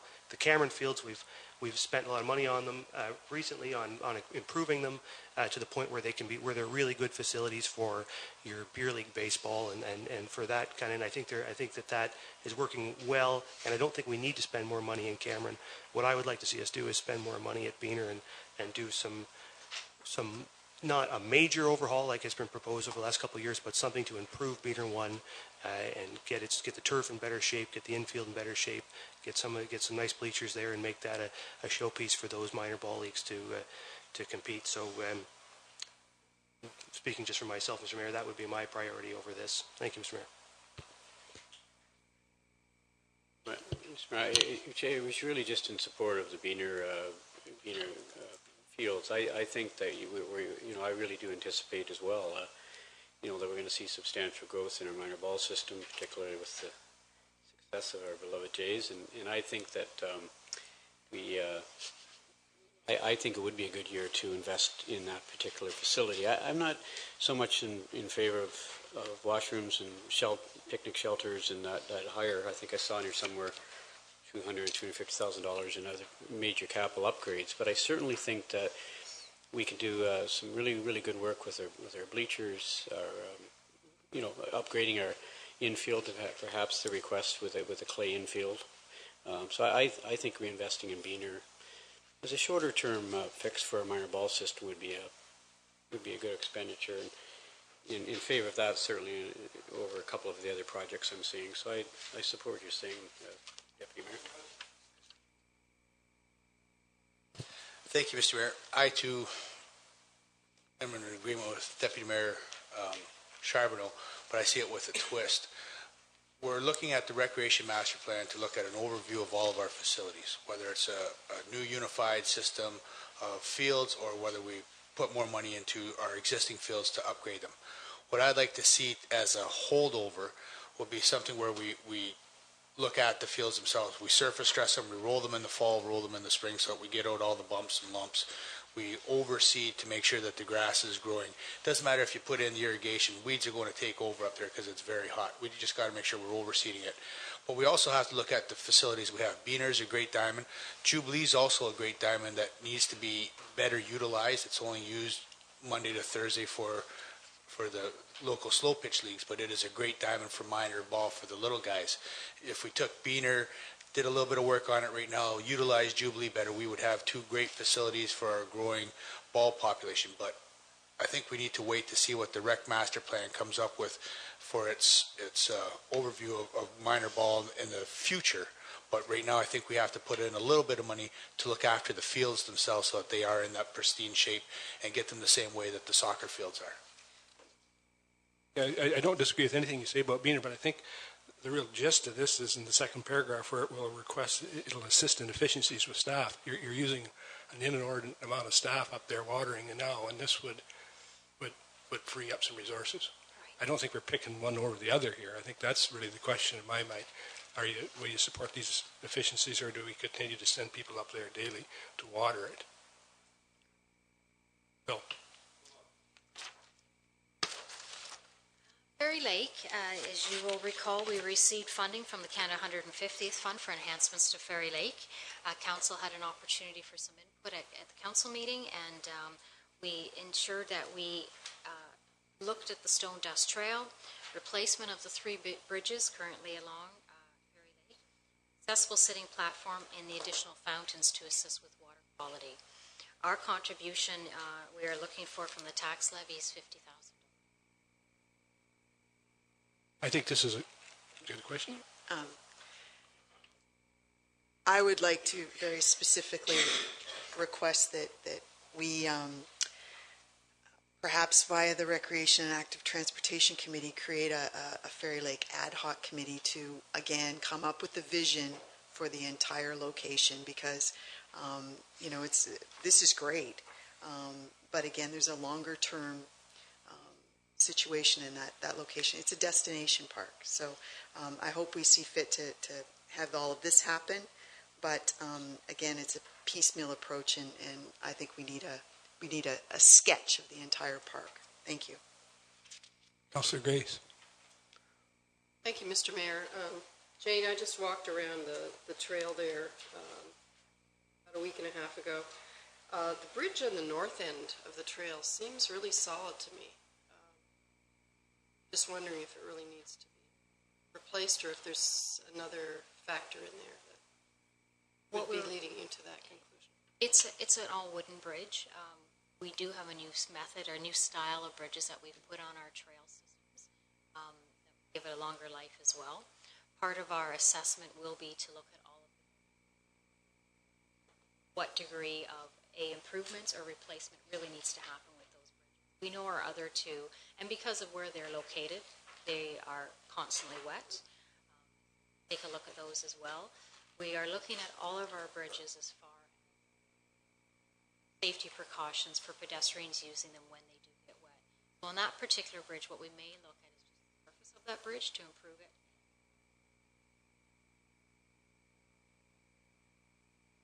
Mr. Mayor, I concur, our Vice Deputy Mayor. I think any time you can involve the community with coming up with ideas, suggestions for, what a facility like Fairy Lake could look like. I think, Jane, you had one meeting recently. It was well attended. Did that have to do with this project? No, it did not. It was separate? Okay. Yes. But I think that any time we can involve the public and have more input in this kind of thing, I think is good.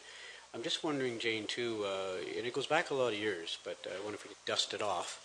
But Larry Porter did a Fairy Lake design study report, it was a good 10 years ago now, but it's still on file, no doubt. And I'm just thinking in line with what our Vice Deputy Mayor is saying is bring that plan forward, dust it off a bit, see what we've done with that 10-year plan. I think it was a 5 or 10-year plan.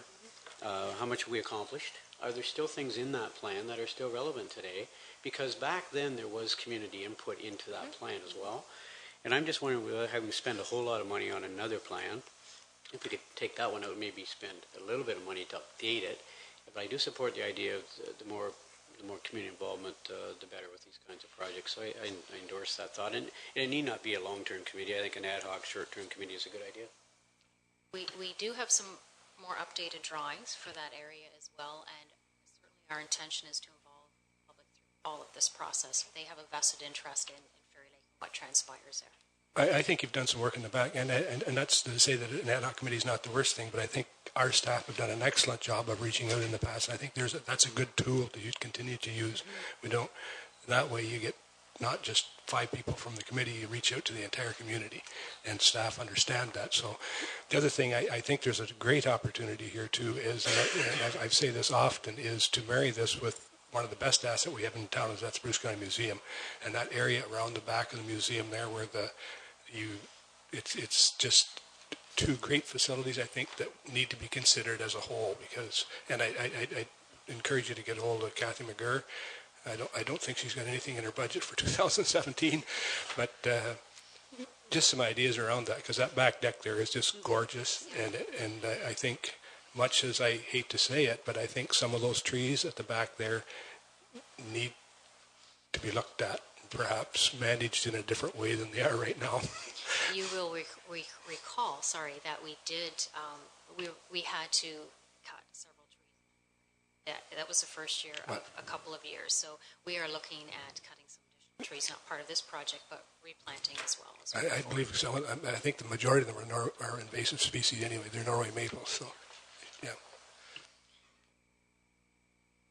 Staff has been,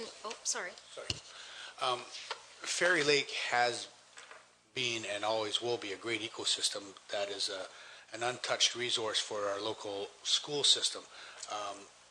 If we put some money into this and fix it up, as you said, Mr. Mayor, we fix the pass, we fix the bridges, we make the lookout over there, but the fact is that it is such a great ecosystem that the science classes can study, that we should be able to be bringing schools in and around Fairy Lake to do those eco studies. And it's just another marketing tool that brings people into Saugeen Shores and makes it another destination point.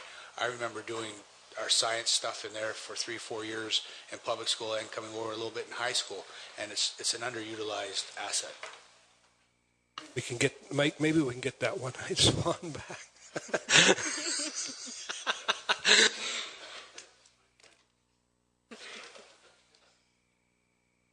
Moving on.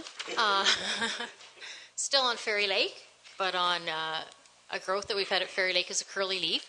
We've been in communications with M&R to get advice from them, and it is an invasive species, and what we're looking at is an application we will apply for to have it sprayed at least 3 times next year, and depending on the impact of that, we may be looking at an additional year to spray as well. Unfortunately, we can't do it in-house. We don't have the qualifications to do it, so this will be an item that we tender out to get the appropriate personnel to spray that.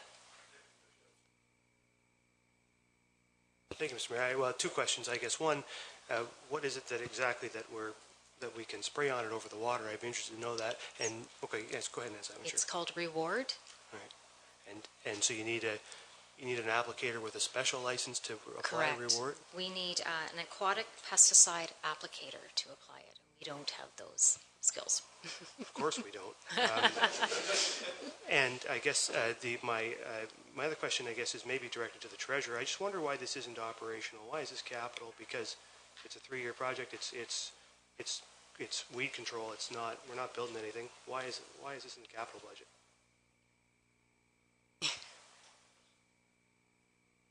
My button, I can't see it there. I'm not sure exactly why it's in the capital budget. We can certainly move it. I would agree that it is probably more of an operational issue. We do have several things that we deal with in the capital budget that are not capital. Most of our studies, we talk about those things as part of the capital budget process, and then afterwards they get moved over to operations, so this could certainly be one of those. Yeah, I think I would just cut it from the capital budget. Okay, we can get a cut from the capital budget, but put it in operating. Okay. Thank you, Mr. Mayor. Through you. Jane, when was the last, has Fairy Lake ever been dredged? No, it has not been dredged. Do we have depths for the lake? Do we know how deep it is in in certain spots? We do, and I'm struggling to remember what they were. I did know at one I point, don't need to know and I that. apologize. Will we have the depths of the lake? We have, for the most part, where the fountain is, that depth of where it is. We don't have the entire depth of all of, we've not taken analysis, been no sonar ratings of the depth of the entire Fairy Lake. 1.5. Now, with the curly leaf issue, is the large goose population there part of the problem as well with the curly leaf, or with the water? M&R did not suspect that it was. It's been carried somehow to our lake. It's been in Canada since I believe it was in the 1910s. So it has been here. Unfortunately, it's shown up within Fairy Lake within the last couple of years. If you're getting at dredging, you started out talking about dredging the lake, or for this issue itself, that's a challenge to do because of the habitat in that lake. It would be very difficult to do that. The easiest method to do is to apply an applicator to it. The other thing, I know years ago that the dam that was put in there was put in by a local conservation club. I remember, to manage the level of the lake for a number of reasons. They planted wild rice and attracted wild birds there. And I don't think we do anything along that line anymore. The dam's just there, and we don't. No, we do lower it and we raise it. Do you? Not substantially, minimally. And we tried that as to see if that would help get rid of some of the curly leaf, and it didn't have an impact at all. So we've tried a couple of options to see if we could do it that way. The consultants that have been on site has indicated that's exactly what we have is curly leaf. The only way you're going to get rid of it is to spray it. Sure. Vice Deputy Huber. Thank you. Just as a comment, since we don't have an aquatic pesticide applicator, one of the other challenges with all the wildlife there is, Councillor Matheson mentioned the goose population. Really, there was only one family of geese there all summer this year, and they had three young ones, and one didn't make it. I suspect that there will be more next year because the lonely swan's not there, who used to fend off the geese. Interesting challenge coming up with geese there because a lot of people there, and so we got to keep grass away from the edge as much as we can. What is interesting is in the past we've hired an arborist to help us with tree issues. As Fairy Lake gets a little more developed, we need to consider how we can have access to some resources that have wildlife specialties. So just to keep that in the back of your mind, because as we ensure that the ecosystem, the habitat is protected or enhanced in whatever way, you're putting wildlife in contact with humans. And in particular, this summer there was a duck there that got tangled up with some fishing line, and I know that the town received a call probably daily from a number of people over a lengthy period of time, and we had no way of dealing with that. So certainly this curly leaf situation, this is great, it belongs in operations, but we need to keep in mind when we do stuff, we're either attracting wildlife or we're distracting them, or we're setting up potential future resources that we're going to need to. Thank you.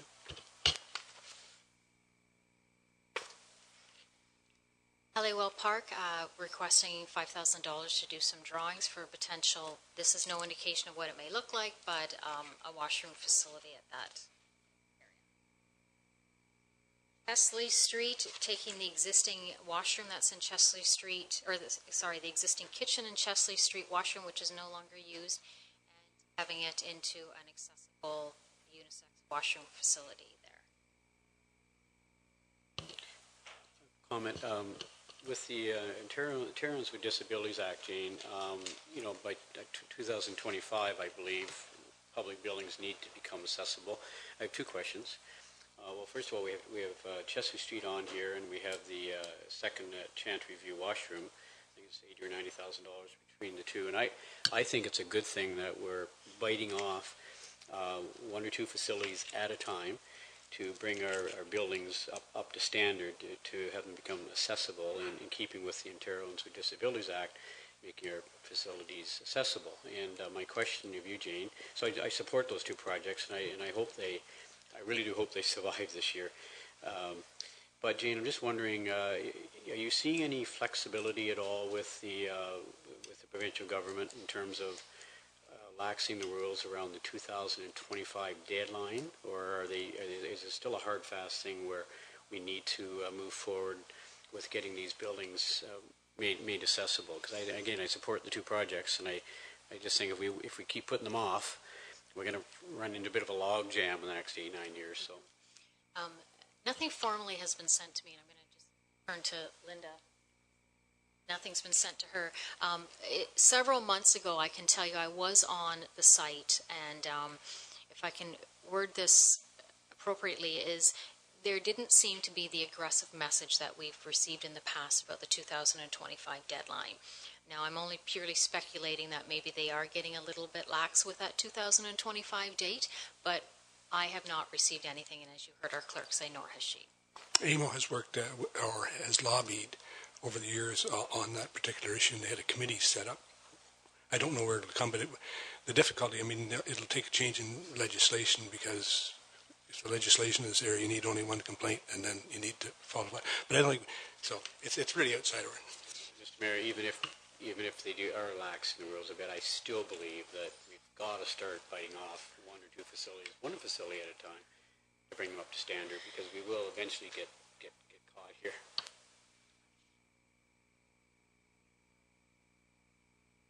Thank you, Mr. Mayor. Jane, we're going to be taking the kitchen out of the Chesley Street washroom. That building is used quite a bit for our Salmon Spectacular. Will there be any room in there for office, organization, registration anymore, or is it going to be strictly washroom facility? It will not impact their operations. It's a separate room in there, so it will be contained within its own. So no, it won't.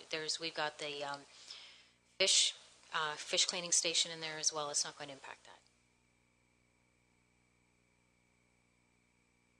Cameron Park building, I'm going to flip back to Cameron Park again, and we have some, I'll say, space within this facility that's adjacent to the existing washrooms that is not utilized right now, that needs to be finished off for additional washroom stalls. It's unused space, and when we're dealing with tournaments or turnover of games, this can be a fairly large, fairly busy washroom facility, and there's not a tremendous amount of stalls right now that are accessible, that are usable. Throughout my report, you'll see several roof updates. We've had Garland has done an analysis of our roofs for our facilities. So I'll just quickly go over them, but all of them that I'm presenting to you today is improvements to it. They're not to replace the roofs at this point, but we do know that the flat roof at the washroom at the back of the town hall, it's a 25-year-old roof. It does need to have some work done, and it's about $8,500. These washrooms, quite frankly, are an embarrassment to the community, and in fact, I don't believe we should spend a nickel on them. We should shut them down. It's embarrassing because they're right in downtown Southampton. They're really not accessible at all because you got to go upstairs to get into them. And they're just not very attractive at all, and they certainly don't feel safe in most cases when you're in them, just because they have an era kind of feel to them that's much earlier than now. I would suggest rather than dealing with this, we imagine over the next couple of years removing this whole little chunk from the back of the town hall because it was an add-on anyway, and getting the original shape back to the way that it was. But rather than this, we should consider renting modular bathroom facilities, putting them in the lawn behind the Southampton Library for this season, because these are an embarrassing part of downtown Southampton. They're not at all appropriate for bathroom facilities for us to suggest that we want people to use. And, you know, we've done a good job at building bathroom facilities in other parts of the community.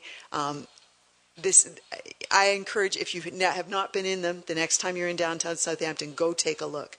They're awful. We should not spend a nickel on them. We should shut them down. We should use this $8,500, rent some modular buildings, glorified porta potties, if you will, and let people use them this season while we come up with a better plan. These are disgusting. Thank you. Through you, Mr. Mayor, I couldn't agree more. When we were at the AMO conference, there were self-cleaning washrooms that actually were quite awesome.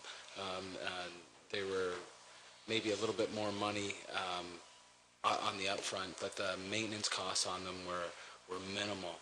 I think this would be an ideal location to bring them in. I think there's a number of different places where they would work in our community. One would be the Port Elgin Beach, one would be here. I think that the cost probably is justified by operations over the long haul, and I would suggest we research that a little bit more. If I may add to whether or not these are used as washrooms, there are future tenants, and I'm meeting with an arts group right now that would like to be able to provide shows in the town hall on a regular basis. They're in need of a storage space and of change rooms. So whether or not this isn't used as a washroom facility, there could potentially still be a usage for that area. So I just wanted to share. Also, through you, Mr. Mayor, since we're still in parks, I was looking through the 5-year forecast. One of the things that I did notice, as we kind of look over our 5-year forecast and we see that this year we have a relatively small expense, and then next year is going to be a whole lot larger. I think that there's at least one project that I'm thinking about that we could move forward from next year, from 2017, and that would be the Coulter Parkette refurbishment. I think that if we had an opportunity to in some way move that budget item to 2016, maybe there are some other budget items that will either defer to 17 or maybe take that hit this year. I think that's up to council to decide, but I think that it's something that we certainly should look at as it's part of the BIA's plan, it's part of the DRAC plan, and it's certainly a good part of improving the view of our downtown. Oh, sorry. Just with regard to the town hall washroom, if that work doesn't get done in 2016, do we see is there the potential for damage to the interior of the building due to the condition of the roof, or does the roof will the roof hold up for another year if we do nothing in 2016? The roof we've done patch jobs ourselves to get us to this point, not to the degree that it needs. It's a flat roof, and as you know, with all flat roofs, there's additional maintenance that's required with them. Once we do, I'm showing that future installation for a new roof would be within 10 years. So to spend $8,500 now to get us over 10 years, I think is well worth the money, as opposed to if we don't do anything, you could be replacing an entire roof in a couple of years. It just sounds like we're in a moment here where we're considering the future of that piece of the facility altogether, and we may need to do that work. We may need to actually it would maybe be useful over the next 12 months if we could spend the time deciding what we're going to do. We're going to have washrooms there. We're going to use it, keep it open for other operations. We're going to get rid of it altogether. We've heard all these things. Council's obviously not real happy with the facility, so and may not be too keen on spending the $8,500 in 2016. And I just wondered, are we causing great damage to that building right now? Is it leaking right now? Is it in a situation where if we don't spend $8,500 right now, then the decision's made for us, we lose the interior of that building? I can tell you it's not leaking today. Okay, that's yeah. I think we would have to make a decision on that anyway. But I think looks like cutting that item might be the option for 2016. Thank you, Mr. Mayor. Thank you, Mr. Mayor. You know as well as I do that when we were all youngsters, that washroom was in a sad state back then, and it still is now. I agree with Vice Deputy Mayor Huber. We should look at something to go in behind the library that is more accessible, because people cannot get up into those washrooms, and just make them, the accessibility aspect in itself is huge, but something that's more usable by people that they'll actually use the facility. So like as I said, I agree with Vice Deputy Mayor Huber. We need to put something in behind the library to accommodate the needs of the people in Southampton as they're on the main street. Long Dock Washroom was another washroom that we done, and looking at repair work to that in the tune of about $5,000. There's some photos there to give you an example of what it looks like. Again, it's a flat roof, and potentially $30,000 within 3 years' time to replace that roof. Thank you. Jane, can you just update it? These bathrooms have not been upgraded to be accessible. Is that Correct. That's Correct. coming? The reason why I say that is that you might recall a couple years ago when we went on our little excursion from the Waterfront Ad Hoc Committee, we saw a beautiful facility down in Grand Bend that had washrooms, and it had some commercial activity on the first floor, and then there was a deck on the top which was rented out for various facilities, wedding receptions, and it was covered, but it was open. I guess certainly the roof needs some work here, but again, this is another opportunity that prime location, parking right there. The facility could become much more than it is right now, and certainly the bathrooms will need to be addressed in the near future, but just to kind of keep that in mind, that this is a spot that potentially would be a real destination in the future. East Walk, which goes around the harbor right now to the North Shore Park. The trail system goes through the North Shore parking lot. I'm giving you a picture, although it was taken recently, and you can see boats are lying on the trail as well. It's the same in the summertime when we've got vehicles driving around that parking lot. It is not a safe path to send people along through a parking lot. I don't even know how long it's been there, but it's been there for as long as I can remember. Now people are still using this trail and maneuvering around parked boats and vehicles that are coming in to nose around boats or captains working on their boats. So whether it's in the fall is what I'm getting at, or the spring or the summertime, this trail is an unsafe trail that we're encouraging people to go down. And it definitely needs to be relocated.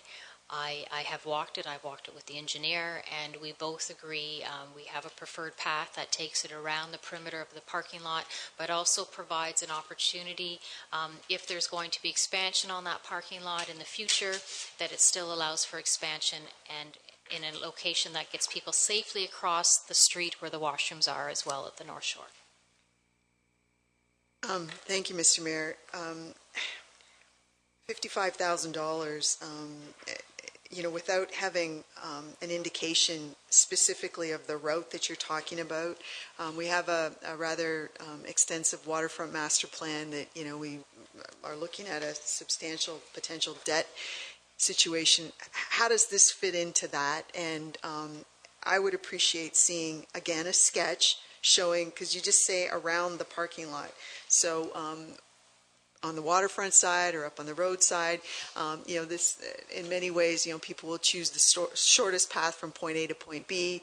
I justifying $55,000 for basically another trail in town without knowing where. I have some difficulty with that. So can you be more specific about the route? Yeah, it is on the east side of the parking lot, so between the parking lot and the road, Harbor Street right now.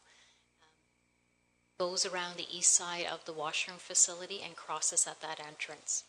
And I would suggest, given that information, the fact that we have this beautiful waterfront, why would we not be imagining rejigging the parking lot, so to speak, so that people can walk close to the water? I understand vehicles are important and pedestrian safety is important, but we're giving vehicles the view. Why would we not put any kind of walkway on the west side closer to the water? Just as an observation. Yeah, the challenge would be crossing in front of where the launch ramp is. In the summertime, that's an active area as well. You've got boaters backing up. You've got lots of boats there, lots of people there. Again, you're adding to the congestion we're already experiencing in that area. Now you're putting pedestrians and cyclists in that area. I can even say from myself, when I'm down there in the municipal vehicle at that parking lot, having to really take a look to see if there are pedestrians or cyclists cutting across, because let's face it, if you're on a bike, you're going at a relatively quick speed. To be quite honest, I'm surprised we haven't had an accident there. Maybe we have and I don't know about it, but it is an accident waiting to happen. And I hear what you say. Absolutely, the experience would be far more desirable to be along the waterfront from a pedestrian perspective. They certainly get that experience when they enter into the North Shore Park itself. I can certainly look to see if we can maneuver it along the west here. I think we may have some challenges based on what else is happening in that area. Thank you, Mr. Mayor. Obviously, we're going to have to make some difficult decisions in this budget and eliminate some things. And I would say, for me, this one is not a priority for 2016. I would be content to see it eliminated. Thank you, Mr. Mayor.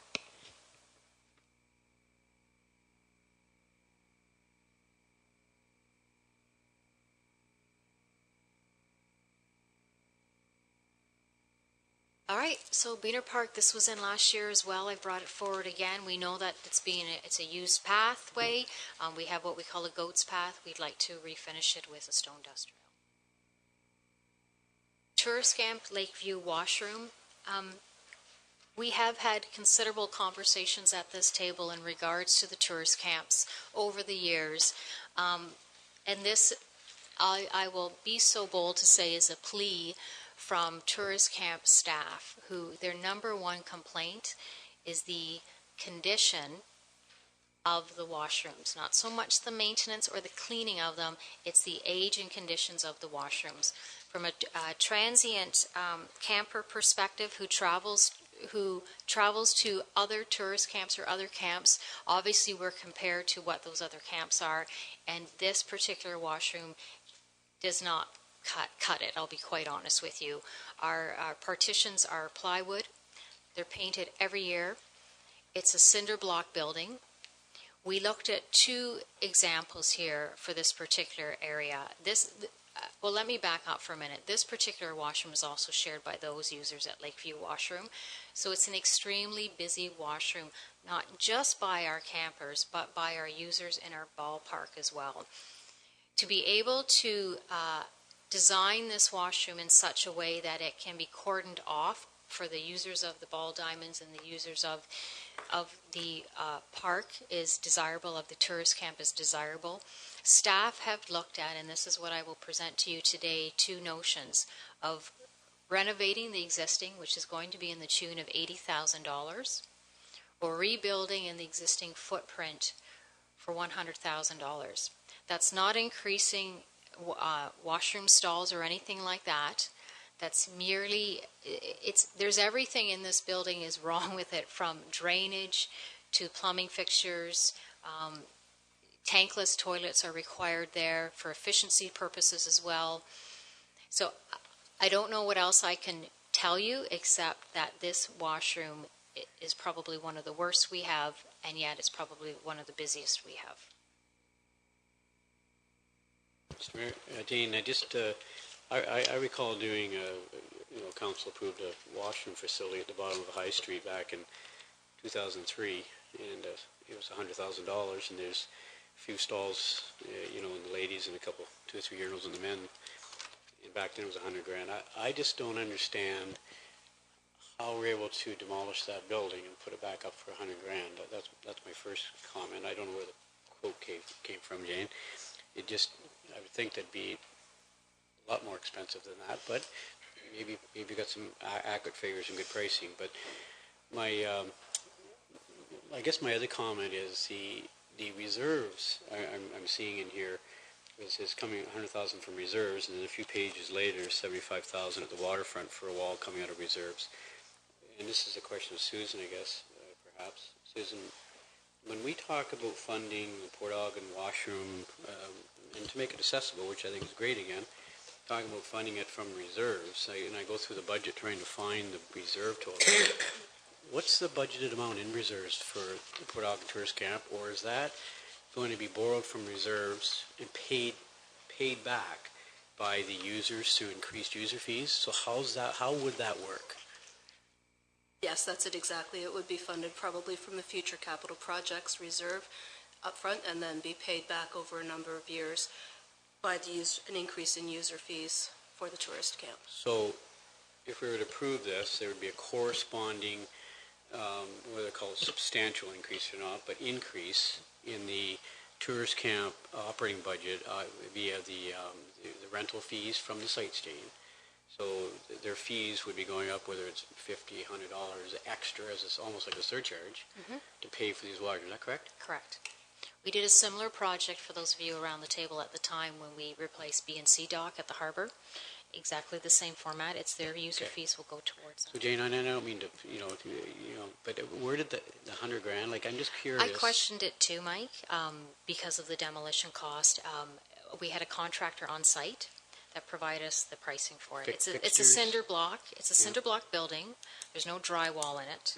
It's concrete. Okay. I hope Council will recall that last year we proposed a process where we would create a reserve for capital purposes for both the harbor and the tourist camps. And I believe we were successful with the harbor in establishing a flatline contribution for future capital work. We were not successful in having Council endorse the same concept for the tourist camps, and that is again something that we think we should be doing over the longer term. And this is an example where that fund, had it been supported at the time, could have been used more effectively to fund some of these one-hit major expenditures.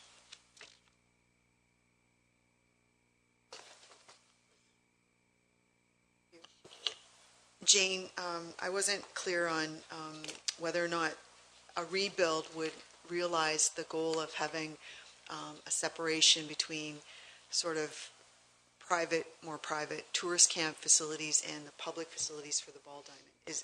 Is that realized by this? Correct. Thank you.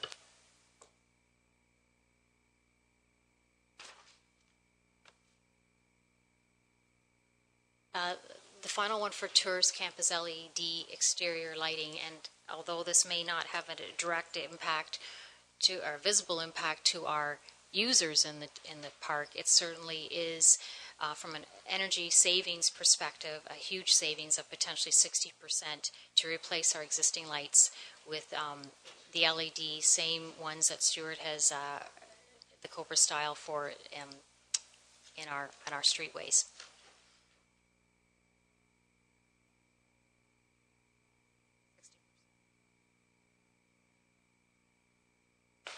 Just curious, and I guess I've driven by many times in the middle of the winter and never really noticed. Do we light the camps during the winter season? We do. Okay, thanks. Sorry. With regard to the LED lights, are our lights inside the tourist camps, are they metered? Are the tourist camps metered separately from the municipal system, so we can, so we don't have to go through some process with the local distribution company to get that recognized? We'll be able to get the savings immediately. They are metered through the tourist camps separately. Okay, thank you. AODA new door at the fish cleaning station, which is north of the harbor.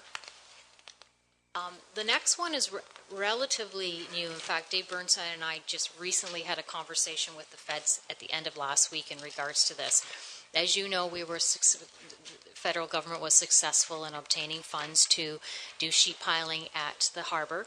And our recent conversation with them is, and this is a good news story because, to be honest, only 2 recreational harbors in Canada were selected, and we were one of them. So here we go, and this particular sheet piling, and I think I've brought it up to this committee before, is that when we had our low water levels, our original retaining walls, our original cribbing was exposed to sunlight, unfortunately, and that encourages deterioration far more rapidly than if they were under the water. Now they're under the water, we don't see it so much, but we know that there's still damage under there, and it's only a matter of time before that can be undermined. So the feds are certainly pushing forward, still in early days, still doing the designs of the sheet piling in there at the harbor. And if I can give you, and unfortunately that's not a very large photo that I have at the bottom there, but we're looking at right now in the existing budget, starting from the elbow, I'll say, in front of the harbor light, around, I'm not sure if I can show it on there, around this area and down into our service dock area. The however to that is that they could potentially go beyond that further down to the south along the wall if the municipality partners and considers taking on some of those expenses, such as some electrical, some lighting, our a potential reconfigure of the piping that we have for our fueling systems and pump outs. So that's what I'm bringing to you today, and I'll be honest with you, and I apologize for this, because these are such preliminary discussions right now. This is more of a flag than anything else. The $75,000, we are roughly guessing that right now. I'll be really honest with you. But what I'm trying to say, that if we want further opportunity for the sheet piling to go further south, which I think we need, because the last thing we want to do is to come in one morning, and Mike will recall what happened at the south end where we have had some undermining happen. It's not a pleasant position to be in when you're in full operations. They're looking at starting this project after Labor Day, further into October if they can. And those are we've already had some preliminary discussions with our tenants in that area, and we do have a considerable number of boats that actually come in during the course of the winter, there too. So communicating with them that next winter we're going to have some different operations happening down there, some of the measures that we're taking right now.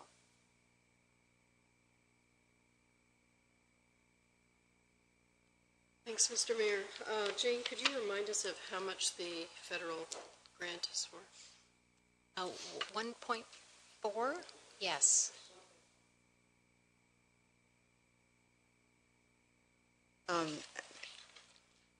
When that grant was announced, of course, it was, just prior to an election. So have you had ongoing discussions with Fisheries and Oceans Canada that we're pretty confident there'll be a follow-through? Because the reason why I ask is that some of the other money that was announced before the election, those projects have already been canceled. It would be good just to remind whoever we can remind that, it was a nice gesture, please follow through. The reason why I ask that is, and I appreciate your comment about timing, having a little bit of familiarity with federal contracts. They love to wait until the most inopportune time to work on the water, So, certainly this is great if we can piggyback on something, but, please do whatever you can do to just stay on top of the timelines, because it either will be incredibly disruptive to harbor operations, or we'll be at a time when it's just ridiculous to be working on the water. Thank you. It's going to take quite a bit of time to orchestrate this, both with the feds and with our operations, and I'm pleased to say that those conversations have at least started now. In fact, when I just went back to my office at break, there was another voicemail from them to continue those conversations. Mayor, Jane, I'm just wondering, on your sheet, you talk about electrical, about 75 grand, but then you just made your presentation stating that you talked about sheet piling extension. So I'm a little confused whether it's sheet piling, or whether it's electrical, or whether it's a combination of two. That's my question. And second, my comment would be, sheet piling involved, the mobilization, I'm assuming anyways, that to mobilize a corps of workers from a contract by the federal government to do sheet piling, there's obviously mobilization costs and the time to do this. is absolutely right now, in my view, that if we're going to extend sheet piling in a southerly direction, absolutely the right time to do it, and it's coming out of, with payback, it's out of reserves, obviously, so it doesn't affect tax levy, I understand. Right. So my question is it sheet piling or is it electric or both? The feds are taking responsibility of the sheet piling. Sheet piling? They've asked us if we'll consider doing the electrical components as part of it. And the other thing I neglected to say is, you will recall we moved our service dock when we did our new B&C dock to that U-basin. They've also asked if we will take responsibility for relocating that in the interim while they do the capital project. Okay?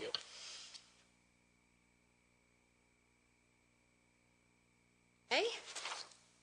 Here's another roof report that we had, Garland, and this particular building is in need, again, a flat roof, of some repair work. You may see in the long-term capital forecast too, that it is identified, I think it's in 2018 or 19, to replace that roof entirely, but it's also showing for a new potential build for an office building. So I've left them both on there for conversations, and we'll have that in a couple years. Deputy Mayor Charbonneau. Thank you, Mr. Mayor. So with regard to all of the harbor items, and maybe this is best directed to the treasurer, deputy treasurer, is the we've got a $94,000 transfer from the harbor reserve, no corresponding transfer in, and the CAO made his comment a minute ago about we having approved a permanent transfer in from harbor. Can we just get a rundown of the net effect that we're talking about from this $94,000 on what is likely to be harbor operations, and to tie into what we talked about with tourist camps, likely impacts on rates at the harbor? We have a situation at the harbor with declining usage, and rate increases is something this council should consider carefully in terms of the net impact that will have on that operation. So that this could all stitch together, and I wonder if the administration has any comments on what impacts we're looking at there. As far as the harbor goes, we do currently have an annual transfer from harbor operations to their reserve of $35,000. The impact of this $94,000 total budget for harbor would see us in a deficit in the harbor reserve at the end of 2016, but knowing that we would transfer another $35,000 into that reserve in 2017, hopefully recognizing that in 2017 we might have to have a light year as far as capital at the harbor goes. If I just be absolutely clear, then the plan is that we're going to continue with exactly the same reserve transfer that we made in the year 2015, and then that there should be no net increase impact to the operating budget of the harbor year over year. That's correct, yes.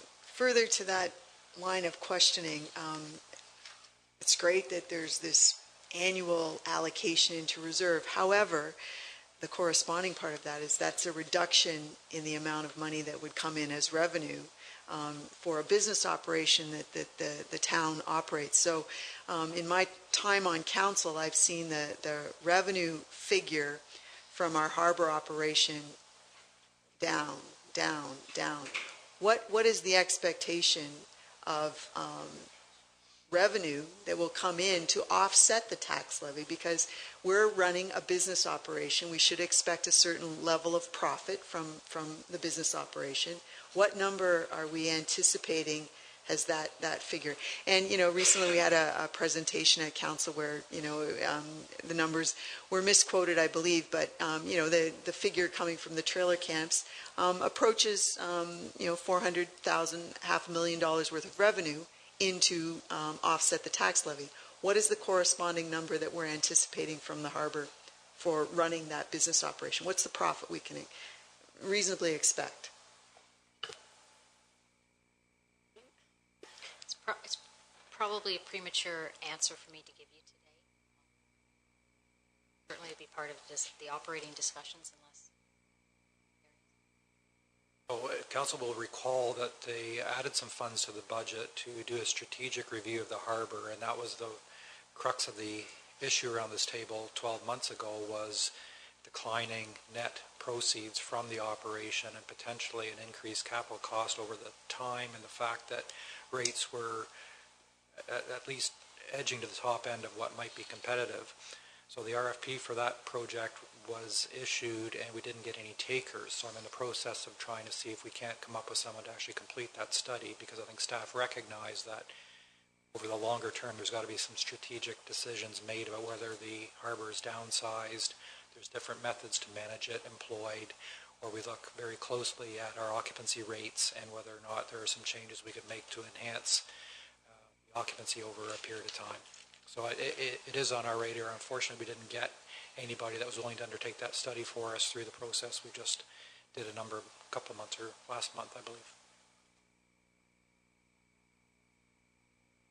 Well, Harbour Roof with the last, I think we'll take a lunch break, and we'll probably need about 35 or 40 minutes. So if we're back here at 20 to 1 or so, or quarter to 1, and we'll proceed.